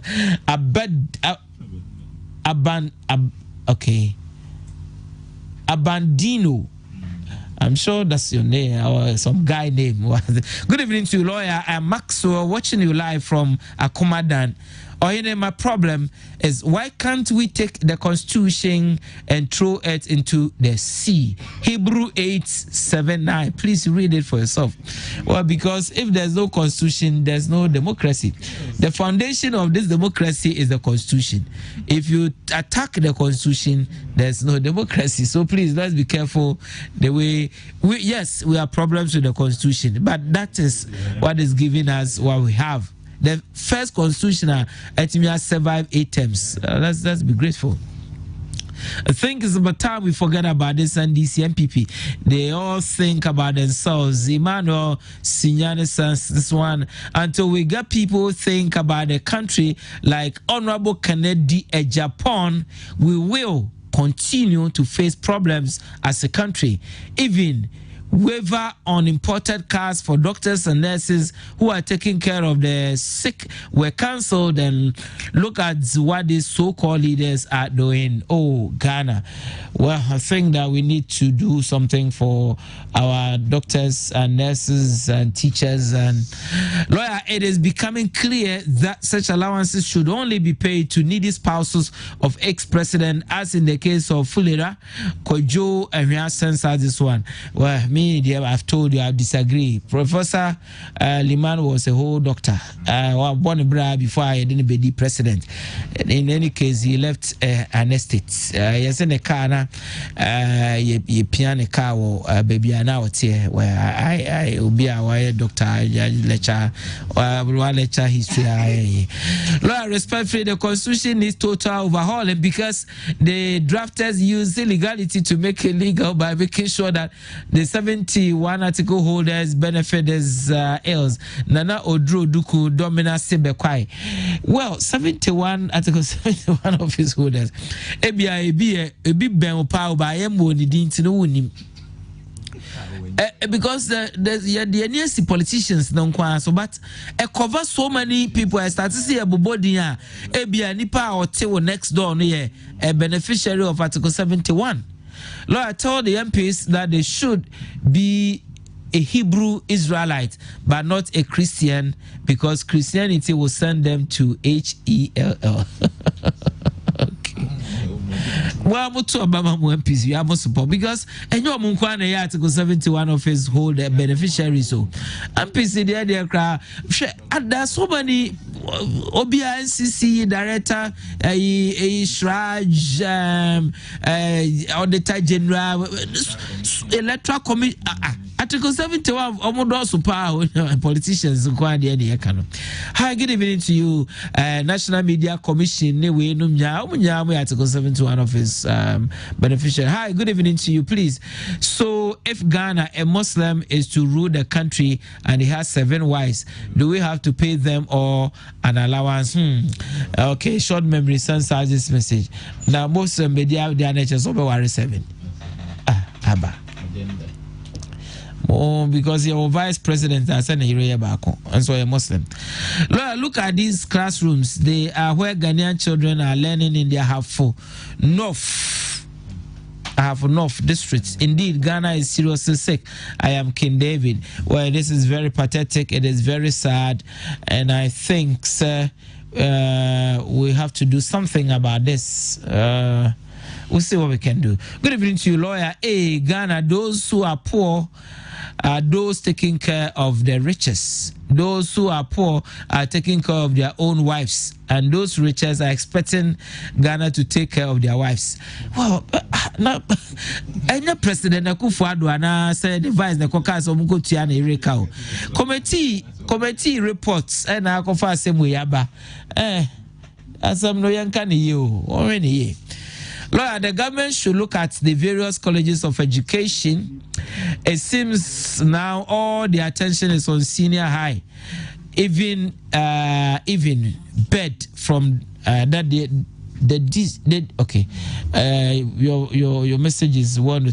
Okay, I'm back to the studio. Messages next. I'll read the messages. Don't worry, I'll read them. But let me come back to the studio now. Where I just was been call message na kasankai bakokra. But I will endeavor to read once. I'm a Sunday. I'm a Sunday. I am enjoyed to read, and I will endeavor to read. So back to the studio now. Yeah, the that issue no about the next issue I was say share one sem no say this issue there's a committee in every report, so we expect them say reports in ready no more but we'll discuss it, but no ebekwa call that say na yahwe eno honsun so ewo my they are now watch buy and so na ye we near about the car loan, but I'm sure say it's been endorsed overwhelmingly. Okuje to abrakwa honorable okuje to abrakwa ne honorable Patrick Abuama eka boom say omo the way call senka MPs na rejected. Na say ne ebinum si twabo won no, especially one hour call first no say mo nya twem na mo ye mo di kan akọ 2 terms ajeje mo cast edru ye nso no mo say ye reject na ye nye den omo amfi omo kra. So omo endorse ade no pe waiver kra mo say akonya waiver kra cast na important all that. That is the public knowledge now. Is been endorsed. So we are paying them. We'll look at that one and then we'll look at the past questions. And it's a guy they got Ghana for many years. It took a pie and also say so Prof, we'll do the two together. Okay. I start MPs no the Monfa Council of State the council. We Council of State Finamo campus we are not being fair to them. Council of State for now mo pensioners and also mo kra na mo car kra no. Omo ko GB. Enti ne yan ka omo de no ka MPs no the every year campus there. Now ready the way forward. We started with past questions. Okay. 2020. Your past questions 59 Ghana cedis Bakubia. Ya Toma Nkwara 56755. Sikani nyina wo kambo ma 33.6 million. The nanka measure shane say kasa past questions no. Ya beji e free Nkwara ni say. Ye ja Nkwara no ma Nkwara ni nyina the past questions no. Eko mu fie. Ana 2021. Yes, I got past questions. Say me when say past questions na Toma 2024 no. Yeah, the another layer. Say 2024 ne dey end 2019. Say another layer better so yeah 2020. Na yeto yesa to Bakubia 78 series. See penny year dia. Past questions no. Yen Toma school no. My yen Toma yen Toma Nkwara no. My yen top past question say ye to akwara bia beje past question. Me hu bi da. Me visa school yo mokoi textbooks kra no. Yen to textbook ma akwara bia. Ti yen top past questions and Emma library. Na akwara bia anko ho. Na onko fa. Na unsua de or library. Sanke ni sa. This is carry spending or past questions who 68.4 million Ghana cedis. 68.4 million Ghana cedis. 33.6 2020. 34.8 2021. Mibusa mun say 2022 and also yakwa spend 35.6 and 0.8. Sir yen nyina yehu ni say past questions yi eboa enkwara no mo musua de but sika ye say or past questions no ye mu say ho say enkwara yi bi at blog so ana esua de enkwara yi bi tiduase ana esua de school bia no ye vetimi account o mo na ya top past questions 10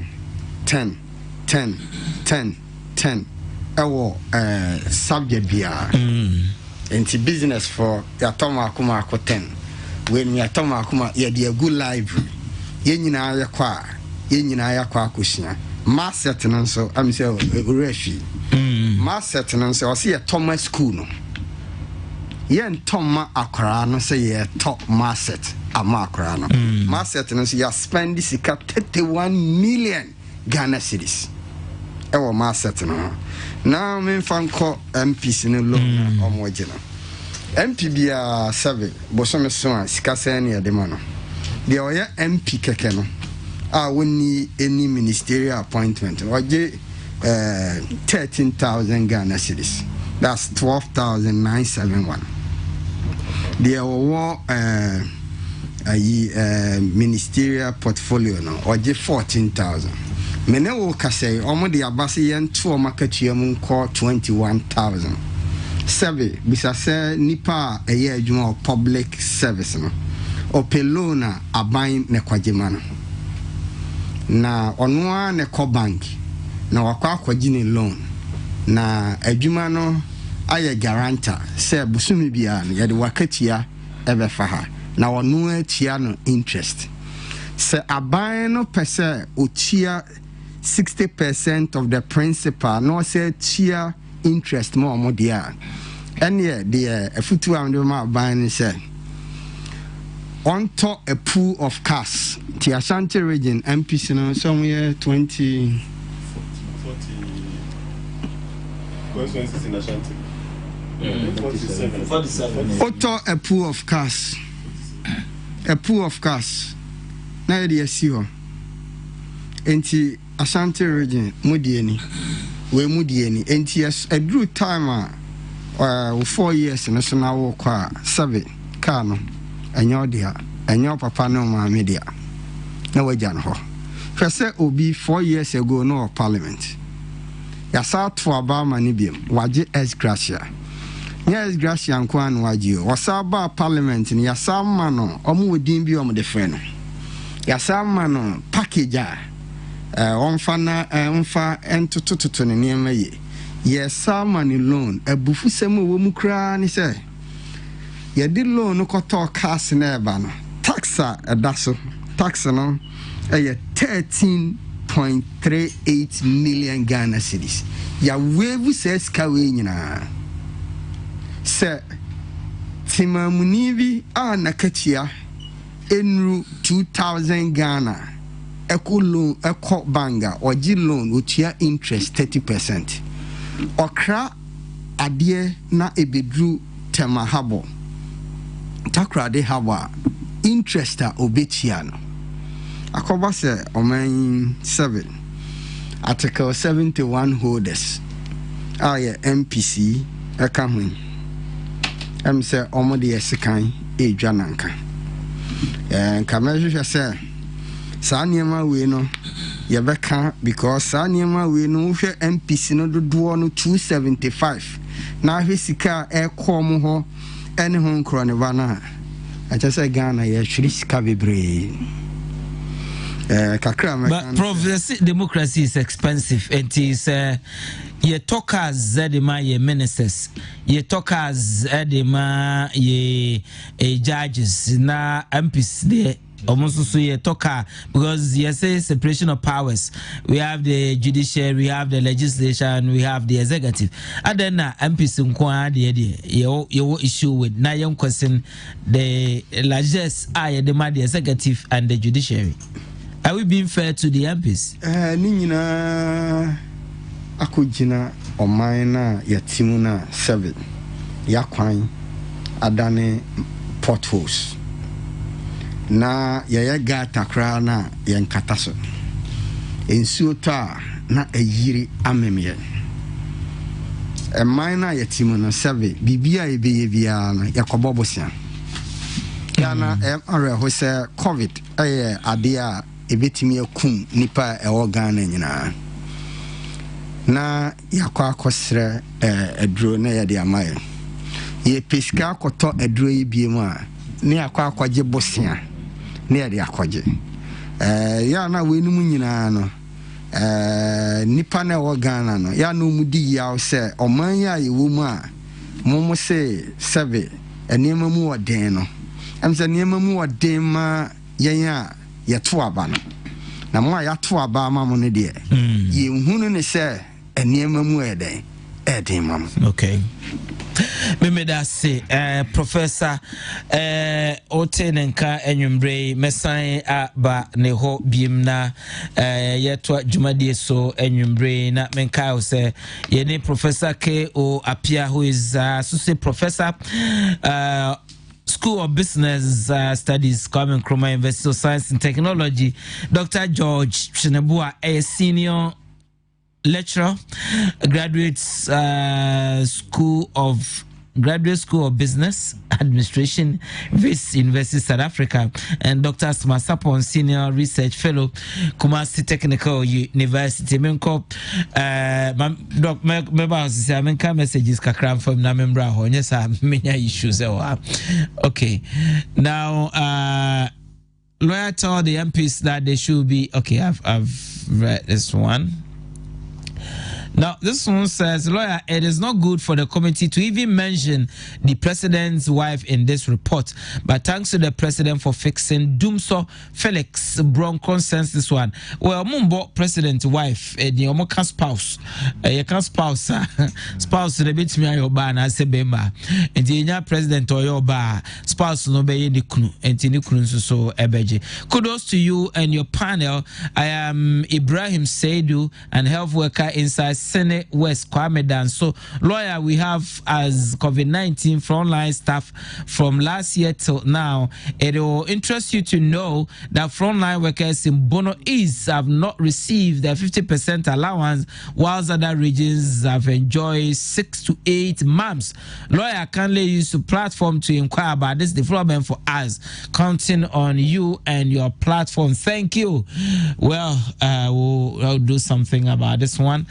The MPP government should increase the salary of teachers instead of paying the first and second ladies. Senior Opong from Manso Kwabenaso sends us this message. This one says, God bless you. Okay. And thank you for your message. This one says, please, lawyer, my name is Supoko, and I want to know if we are using our own constitution. Yes, our constitution is our own constitution. In fact, it's a hybrid of the American system and the British system and our customary system. Please, I want to ask that, do our leaders think about the people in the country? They should remember that God will judge us all one day. Pilato BBN sends us this message. This one says, worker from Bangkok, lawyer, if a female become a president, what happens to his husband? He is going to be paid as well. Yes, of course. And also, after the service of a president and his wife becomes the next president, what happens? Well, that is what we are discussing here. We're talking about this issue, and your opinion matter. Hi, lawyer, please, what is the fate of NAPCO personnel as government promised to employ NAPCO personnel permanently? Sivario from Brekum, we want to know. I'll find out from Kwakwa, will let you know. From Shipman Atun. So, lawyer, I think that the NDC just want to be head keke. This allowance issue started way back, and I pray that Mahama Lordina, Madam Mahama Lordina would also refund all her allowance that the state has paid her. Okay, she says she's not refunding anything. Good evening to you, lawyer. Article 71 of field holders can continue reviewing their emoluments. They should remember we have nurses and midwives rendering healthcare to those who made them. The so-called Article 71 holders have not been paid for 10 months of working. God save us all. Gabriel from Nkoranza sends us this pathetic message. Lawyer, I mean, after retirement from active service from Abdallah Muhammad from a Confite Chiman, in fact, our constitution needs a total review. Well, it needs, after retirement, the constitution says the spouses should take 80% of what they are supposed to take now, and that's it. Ghana is a funny country. Why should we buy cars every 4 years for MPs? Why we should create a car pool so that our MPs will use them and leave them behind when they are out of parliament? We should learn from Botswana. Our constitution needs to be amended. Joseph Ekuban Sopon. Well, this car thing is not in the constitution, oh. Yeah, nah. Committee recommending the DH constitution on Casa. Ghana is a funny country. Why should we buy cars? Well, I've read this one somewhere where cars and MP cars are shrinking. But my point is that other MPs in Kwani almost other people are also this government is now practicing in the chest of a woman. I want everyone to read the story, that book, and analyze this government. Kubema from Tamale. Okay, the chest of a woman. We'll find out what it is. Okay, talking about Chinese something. I don't get it. Hi, lawyer. I am loving Dr. Smasapon's views. The NDC is saying that the call of Ghanaians was against the allowance being legalized to salary, not the allowance. But to be frank with you, the Ghanaian grassroots society never understood the issue and was against any money to be paid or given to the first and second lady. They even lambasted these ladies that we are not the one to give them chop money if the husband cannot provide them, and also taught that Nana and Baumia are the ones introducing this paying for their wives' money from the Ghanaian taxpayer. These ladies took the wisest decision, and Lordina must follow suit.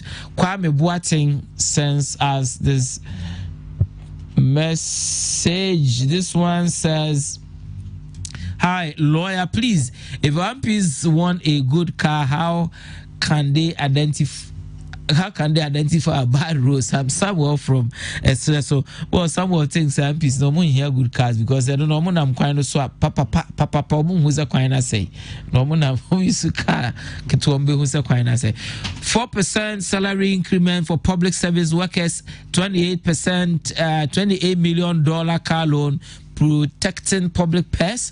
What an irony.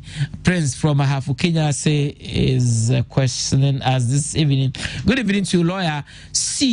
You see how our leadership keep taking us for granted.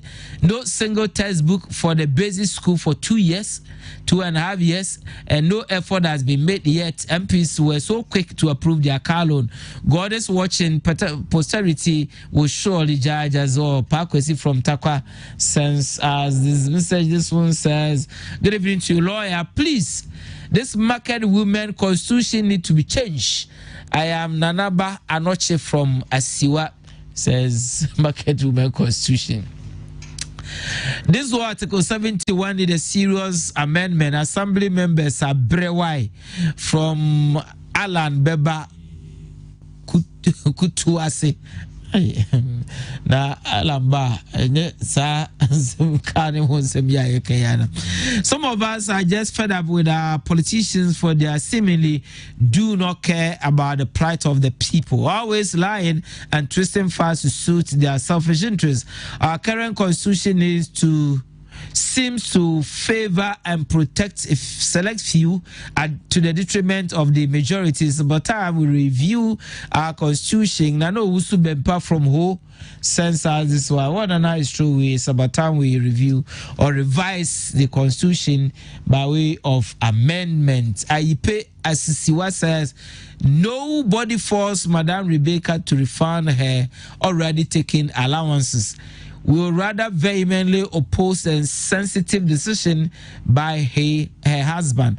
We will soon audit her accounts to ascertain the veracity behind the source of the refunded money. Hey, Ghana 4. Interesting. Good evening to you, lawyer. Please let Sefshi Bodi MP know that we are suffering very much from Bodi to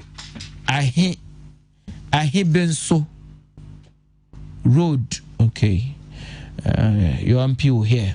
We'll have to do something about the road.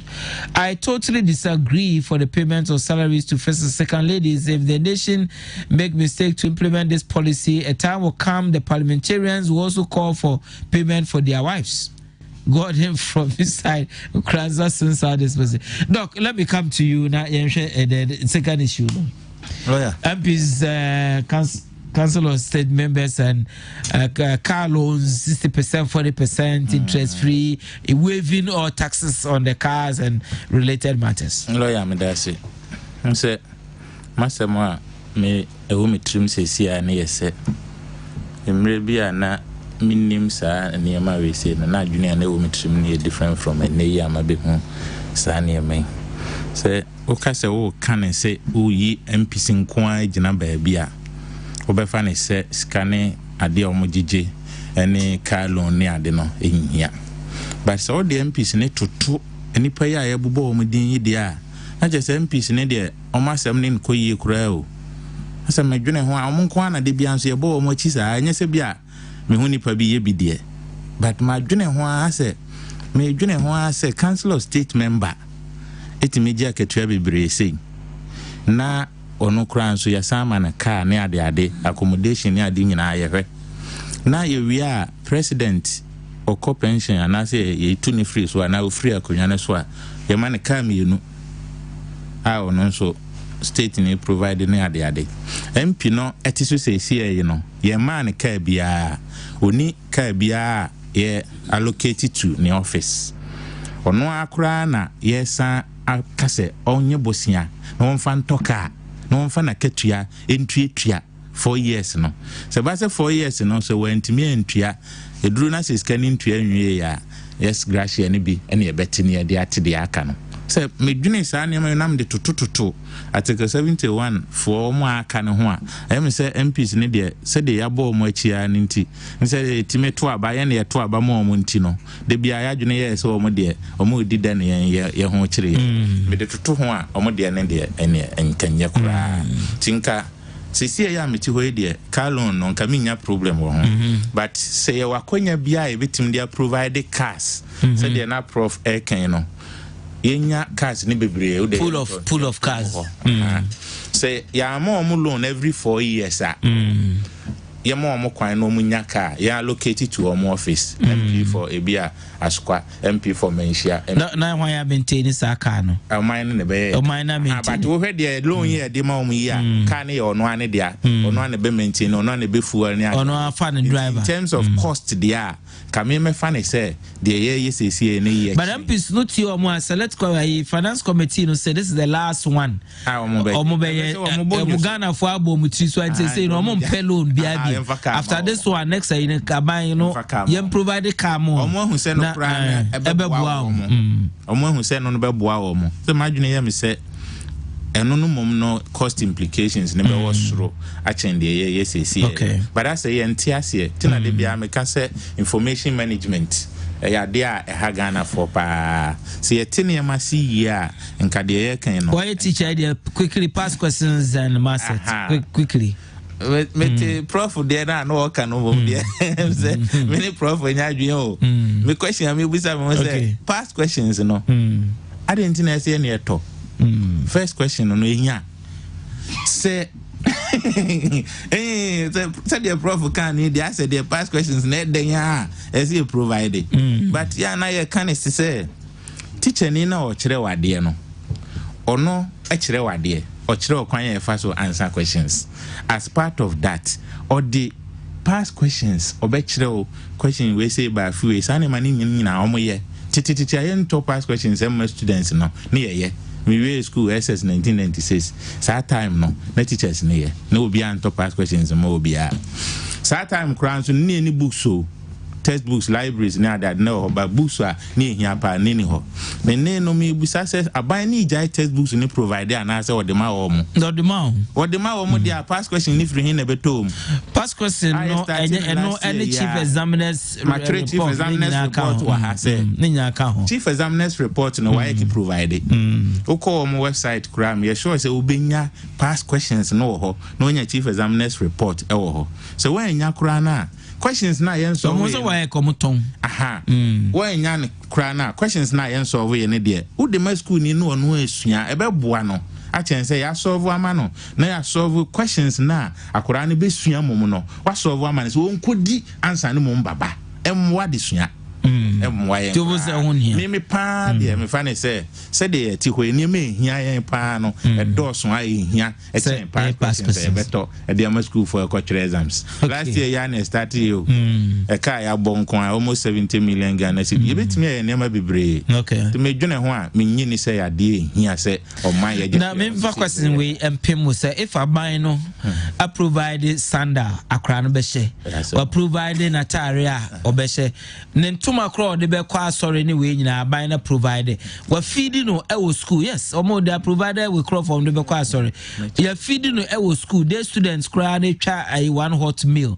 ya sign free teaching free tuition free bibia e free if sa aban na bo kakase na eti say ya finally saban no bua na manatimi atro exams no pass year no spend this ka we I mean why should you complain lawyer dey kan no sa na ma ya kan saban providing nyina no last first year call SS this year you know me call school do Kumasi he ya bia me bodin na hia se me bonso a betimi akoso without mentioning the name okay me gina school mo ho na school for na report is a day no omo ba no ebi kura mop ebi kura brush ebi kura brooms even marker a de twere ene ade nyina na nkora ebi ba nti ambassador ban provide sa na ma we nyina na ontimi provide marker ontimi provide brush na sekan ne ade nkora edi ba na mbusa se na nkora nyina nti obi ebi kura sa sekan na de bi o ma dode a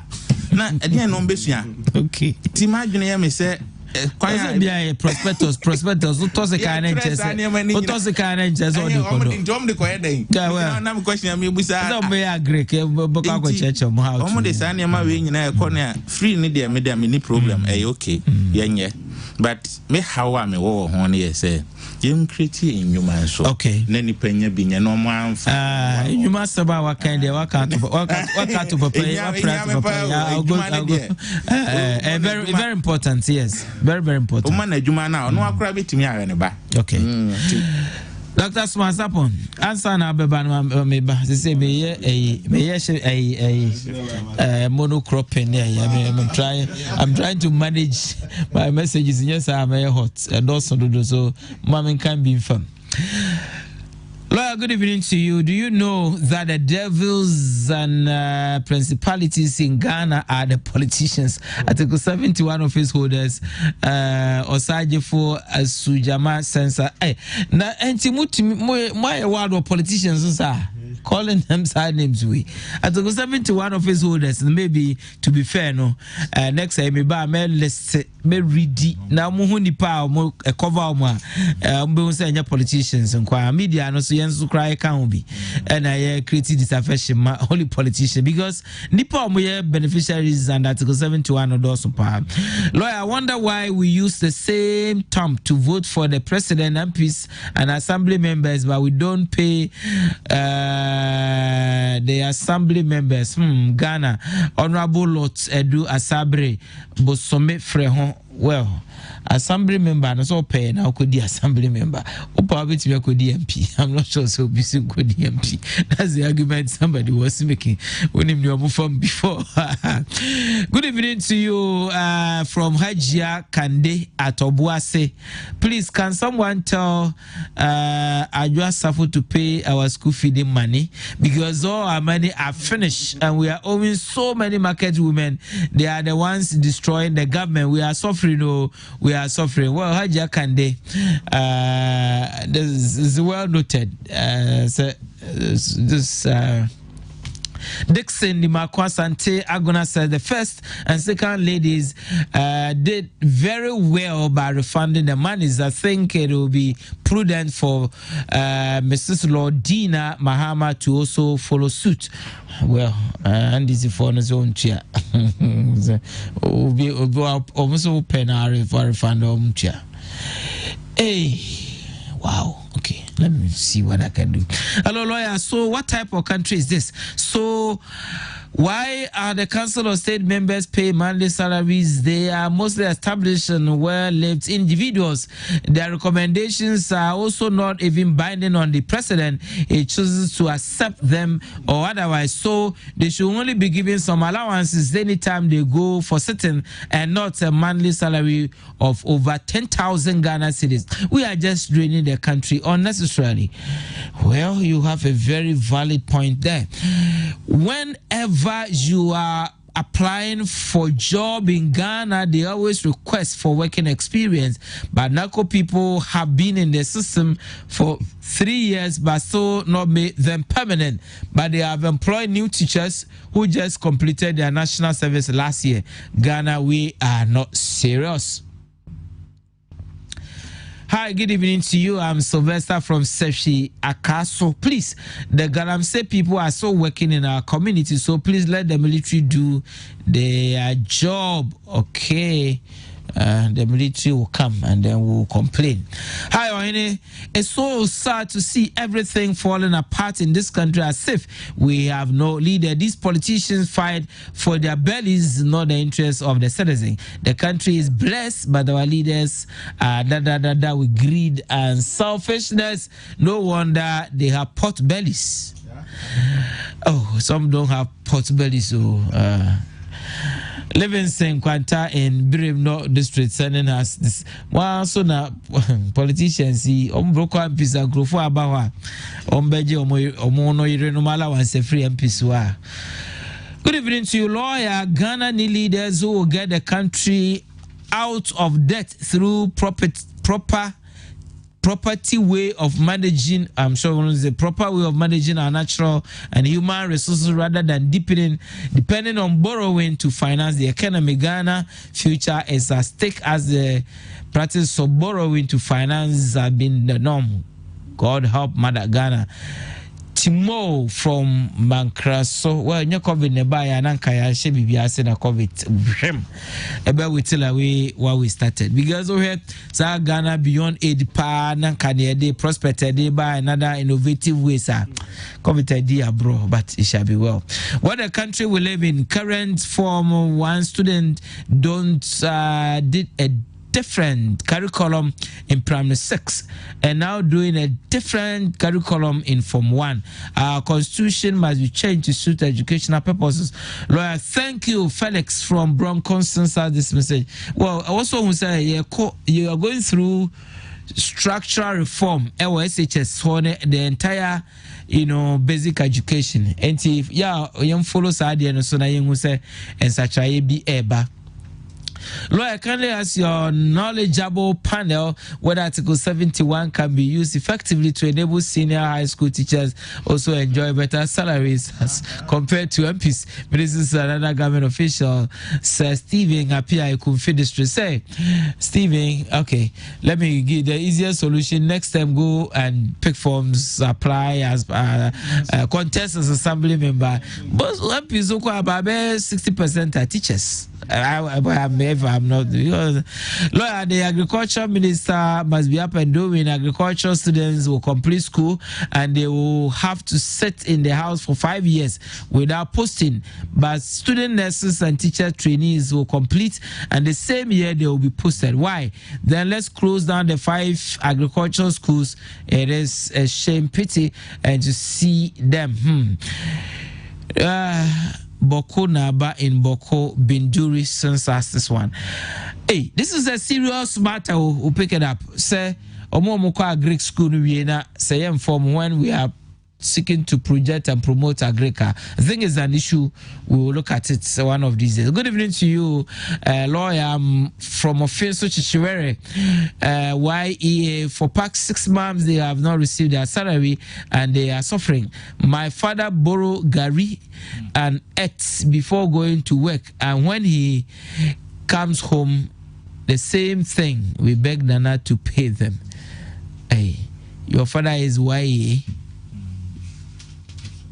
Okay, I don't know in what capacity he's working, but I think YEA is for young people. If your father, you can send me a message, and your father is a YEA person who is chopping Gary. Okay. Lawyer, the first lady has refunded the money and Ghanaians are happy, but the problem is who watches the watchman Asembeba. God bless you and your partner Roger from Kofi Assistance. Okay, let me go to Dr. Spencer from Doc. Yeah, Messado Asibio. Na MPs no so far omu bom humode. Unse baby omu free ba no. Edu baby na omu car boots kra na ye omu office. I think for a long time na omu nye established omu shada ni office. Na parliamentary staff ne clerk ne speaker nom ni ade ne work permanent offices, and them say whips no majority minority leaders no ha. The majority of MPs na omu ni office so manage from the boots of their cars as their offices to baby Omaba Bedri. Sisi Nyamiadom job 600. Ne kama with the extension. Na no me call her education committee ni ade na omu ha ye kama say ye ko enim kakra. Sisi I buy for 60% of their car loan. Together with the interest ade no. Omu ben ho. Nyamiadom say ni umakan if that is your budget betimi a container almost next year kwado munye loan medium abina ampe kwa bi so entoka fa momo we will get there. We will get there by all Miss Kakaka ebedu hono yenya nu hono omunso omuma yehu se they are our representatives sabi yesi nyina yetimi nko parliament or intina constituency bia yi mako bia ko omukodu ho a do they actually represent us? So masuma na adwuma na me se koye bo ame no oh yeah ehun adododie bia won kan kra na e de ma. Now for the majority of these MPs obi okra unte nka ko the next 4 years omu de koye. I mean I excuse the many of them, but some of them actually omu rely on interest na omanya no e de omu personal private e de enhance omu private business. We are the ones who vote for them. Yes. Yes. Why are we complaining? Yes. Why are we complaining? Unfortunately, nipa ne subaya nkasa. I say now kind democracy in a way won't mean influence until the next 4 years. It will surprise you to know say Empo and Raya MPC first time SEB to ma omukra binom as that show that tendency. As obenya diplomatic passport as a service passport as a bibisa then thinking about onone ho bibia koye yehu mini problem with making the MP comfortable at all. But what is the MP also doing for the people he is representing to be comfortable? Last week na make us say assembly MP a member of the assembly. MP yes so ex official member. Absolutely. Oh ba o da VAT mo. All other members of the assembly walked to the place. Obi friend ni amoti eneba assembly. Is it to moto amoma motorbikes no. Anya. You see, and no cranky. Some fans say say every 4 years. You best supply all assembly members with motorbike. And nanka ya. And no cranky me feel senke you know. And also a just say we are not helping ourselves. And now more masam kanaya ding. And yes, anka technically, anka yani asumam we should make them comfortable so they work for us. And so now they working for us. The assembly members no be complaining. Bim few mo. Na ye ni abra na ye te wo say omombo na ye nto aba on partisan basis at the basis na. Yeah. District assembly concept. They were telling them that was the best way na ebema the kind of respect the kind of attention some of them because of political and they were complaining. Just a Ghana Ghana same here be a muche. And they were complaining how. And we had a fine opportunity to reform and transform the assembly system for once. People said, hey, okay, we are back to square one. Why are we complaining? Yes. And you know, seriously, that is where I think you know say MPs no going forward. They support. Why not? I hear for car as a mus some pa intimate car mom. For assembly for make MPs. Okay. But they should also represent us well. Who say Omu Kebia Maye. Ubeko Mekrebiase. Send your hot year no, not sad the hot year for the last 4 years. MPs Bahabeka and so no be 4 years no na yesi one is. Yeah. Obi say first 100 days in office MPB minimum no. Obey say. Since they are getting to 200 as a 300 days in office. Feel the humility of Brazil crowd they be come man for no ko church mu say. Bia o ayedin kakra mo ma me say na me nkra o must start show some 10 days his first time MP. Say o must start here mo yesa mo asemba munyan krofo mo mun kabi mo okay asem papa and so you say you are not actually poor representing as well so and only me first at the in a council of state senior lawyer mo me yanwe hu biom o man do baby a emu ayedin a ye boaboa no ye nhwete so and mature has say who will sacrifice for Madagana o mame Ghana enye bibia nti na ye friend father Nigeria for the fatherland. Yeah, the motherland. Me de bia me tufu say me best friend me papa. Osabere ma be fisa pon kuma chimi so tem hene. Enyumre me chia. Me best friend no madam for pa no. Enso me tu nkrofo for say unya se ma ka kire o ma me. Se be anya hwe kra ma me die. Antin so ni die. So hu. Enti say wo motherland ne Ghana. How many of us are sacrificing for Ghana? Teachers in your small corner. Are you sacrificing for Mother Ghana? Now, Benyam Pennyfo so be too for no say, oh, moon sacrificing for Mother Ghana. If a qua could do so for you be no more swa. Then you ask a sacrifice in the pa yet as there. Me person many be be dina kwese many so about where dignitaries are forming Council of State and you please let's speak to them. Let's beg them. Omu ye nananom ye mamenom ye papanom. We are saying say if there is any way they can sacrifice, they should. That's a demand in a yard also. Omu defense back one mekan omu report na kwese omu person which is omu juma nswa also. Is it a juma also under the defined constitutional mandate near the mamuna na say a friends majiji biaka ho. Ojiji ka ho dia it should not bring burden onto us. No, but omukras had no it's good for them. Yeah. Oh say at that age now no do na true no. So one utilize say why being so more can't say conflict resolution no me adna someone you so why being na anya sa na mana more the better. Ghana invests hugely most of them in the young go school free or we chicken crom we do baby say from or pay they Ghana some. This is the time I'm also best some Ghana. Now most more expanded the intino muhia cars muhia we muhia at this age at this time. What they should do what they should know they say okay say open reason why you will need something there. Between your thousands of reasons so. Just five ones. Yeah do also Ghana nye for only some few people.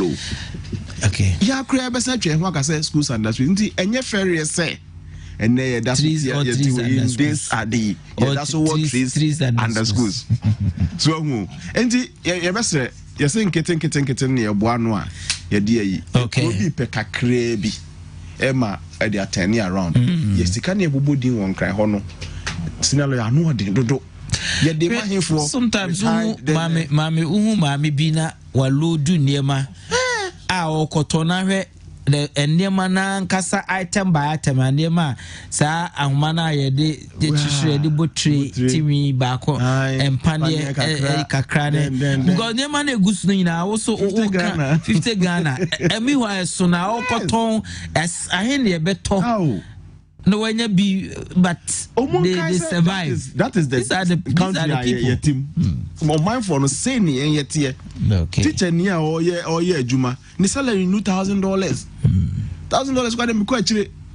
ne salary no baby what do the fra broche buy inside $1,000 oh be $1,000 okay 5,000 and she asem na wo kan you hwe senior ya ne me yakra ne say wo hu your standard of living senior your inflation ne ma bo koso ne den no besi ne yentimi nya the elastic point ebe commensurate your income yemfa hu the rate at which ne ma kosoro ability to pay. Yes. Ni eje obi egu musa. Ni eje obi egu fuel ni etum building materials ni etum transport na ekoso enso obi enu obeka hwe yafa income ho say ni ya adjust especially when it got to do with ordinary Ghanaians. Okay. Ordinary Ghanaians versus versus Article 71 office holders. I think we should organize a football match and see how it will turn out. Lord, good evening to you. Please, I'm sad. I think I have to travel outside Ghana to avoid being angry. What has happened to Wendy, one of Emmanuel from Santemampong? Don't be angry. It shall be well. This one says, please, is YA forestry the planting of trees? Oh, what clarify? Oh, me no diagram. Me. I will just just pull in your legs. Pardon me. If your station is selective in terms of reading WhatsApp messages and text messages, let us know and delete our channel from. Okay, I think he's making a fantastic point, and I quickly have to. I draw my attention. My mistake, because me can't WhatsApp messages now because I'm in kind back. Forgive me. I'm sorry. I thank you so much for reminding me. James say, please, giving past questions and answers to students is not meant to chew and pour. It is for the students to answer the questions themselves before they refer to the answers to show that they have answered the questions well. Okay, thank you for your message. This one says, lawyer, please, good evening. I always cry within whenever I listen to political shows. Our problem as Ghanaian is our culture. I am Marvin from Tafo Inshia. Yes, so. Well, this one says, don't mention my name. You want me to read your message. Ghanaians are too jealous. In my workplace, I have agents that take 40,000 Ghana cedis month on month. Why do Ghanaians like comparing themselves with teachers? Why are we are all different? We are all at different levels, and that is what Ghanaians should understand. Lawyer, read my message. Okay, I've read your message. Case closed. This one says, lawyer, good evening to you. My name is Augustine, watching you live from Dentra. Domina say thank you for your such educative program. The more you discuss Ghana issues, the more you become annoying. Okay. Lawyer, compare the work of previous first ladies to that of the present. What has Mahama's wife has to show from her second lady to first lady? Okay. Now this one says, lawyer, don't agree with Prof. I don't agree with Prof. that past questions and math sets shouldn't be bought for individual students, but rather for the school libraries. How can their students get access to these things whilst at home? I bought mine during my days in school when there wasn't free education, but because of the free, it has become necessary to buy for the students. On the MP car issues, my take is that they should go to their own banks for loans to buy their cars, and we so-called ordinary workers do the same. This one says, good evening to you, lawyer. I fully support the idea that the state should purchase cars for the MPs. Prince from Tanosu, Kumasi Sensors. This one says, Lord Dina Mahama should do the other thing by returning the allowance to the state coffers for development charts than so called their Sensors. This one says, good evening to you, lawyer.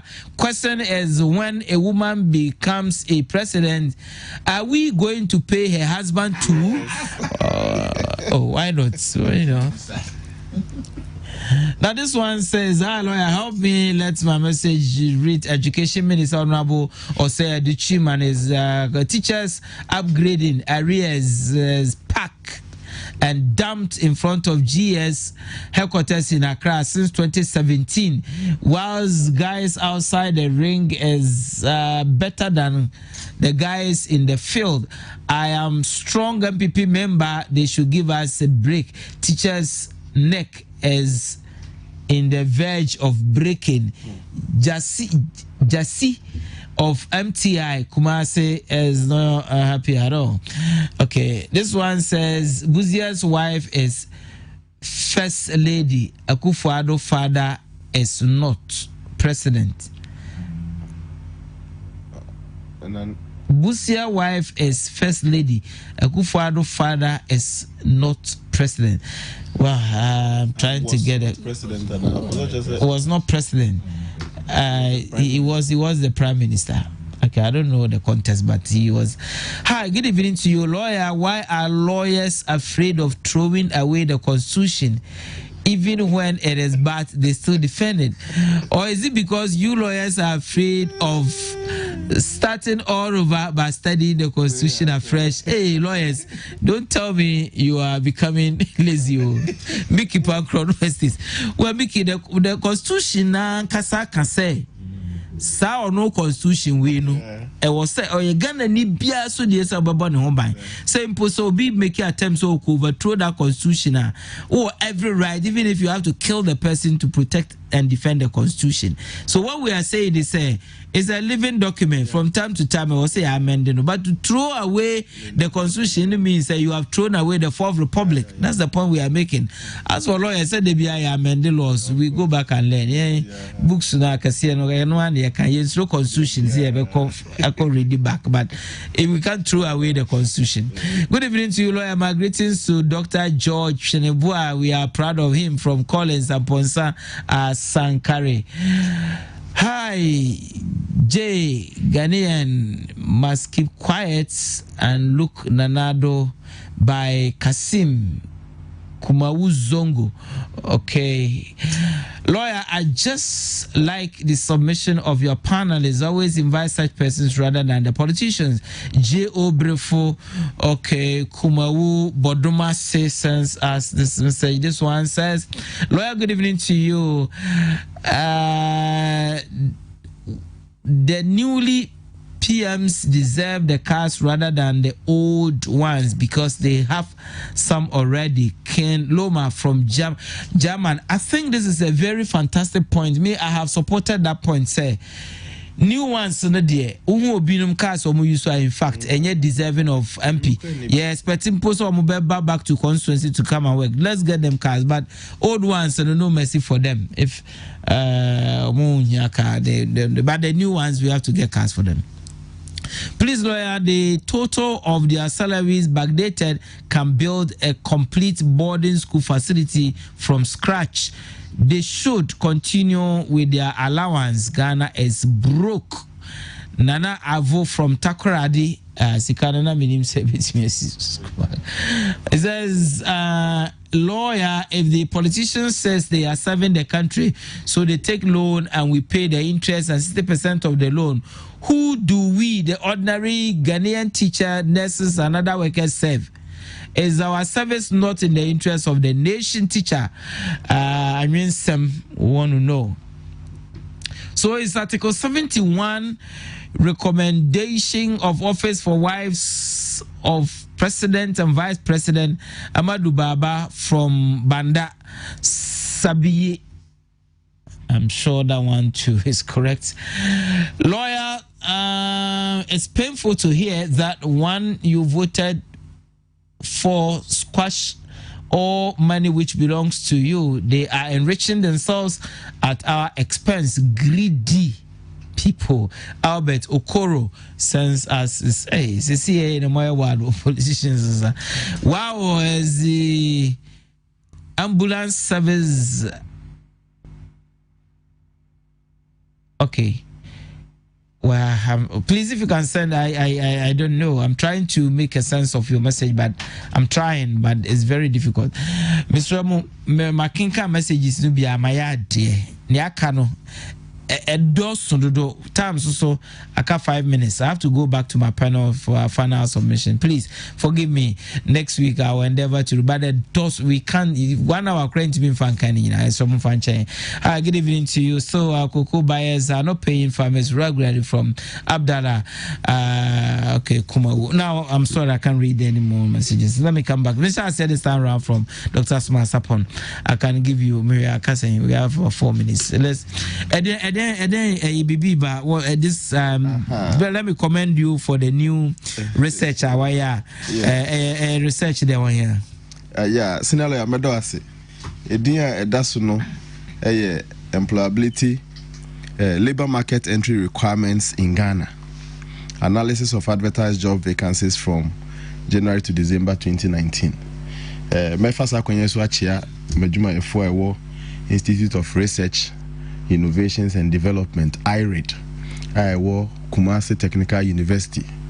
KNUST near Kumasi Technical University. Yes, I'm lead researcher. Okay, that's labor market entry requirements in Ghana. Analysis of advertised job vacancies from January to December 2019. Beautiful, nice one. Yeah. When is it coming on? Yes, you see, I declared the entire month of August. Okay. Okay. We'll find time to look at because this call because a big issue, a huge issue. I was here as people near Kamwas. The program line up Kessben, Madaruma. Of course.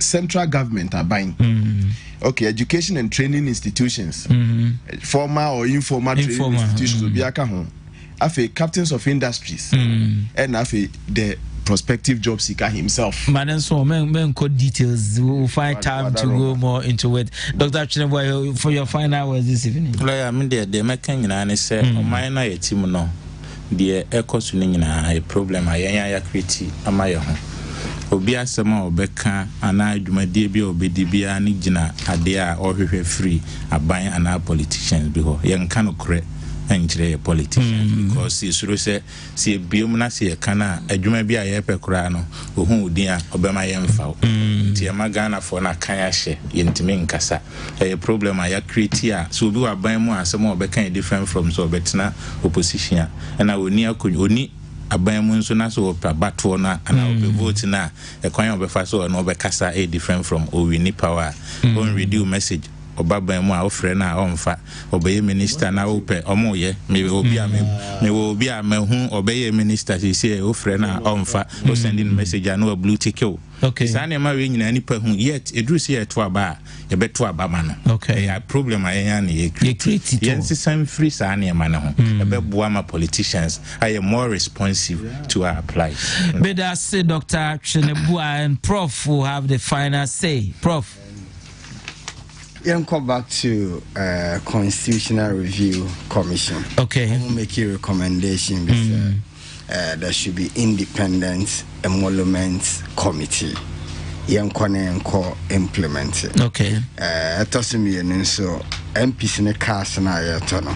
Now thank you to free Katanga ho. Nesikano etra Ghana ha. Okay. Ne buama. No ne kazi I car as a plane Bakubina I amoka who be maybe we have to give him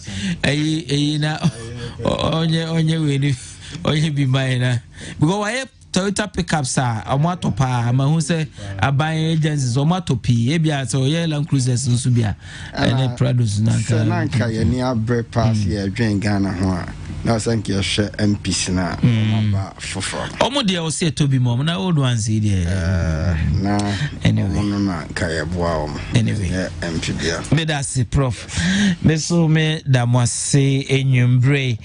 Okay, so mo messages no I up we the scenario wadaroma teacher Asante ewo wasasa I wa Memphis East and ne nua Payo Sampon so we di ni birthday ne ye chia onu mienu nyina. Okay, so mo amodi mo birthday, this is a special song, this is a special song for you from our panel tonight.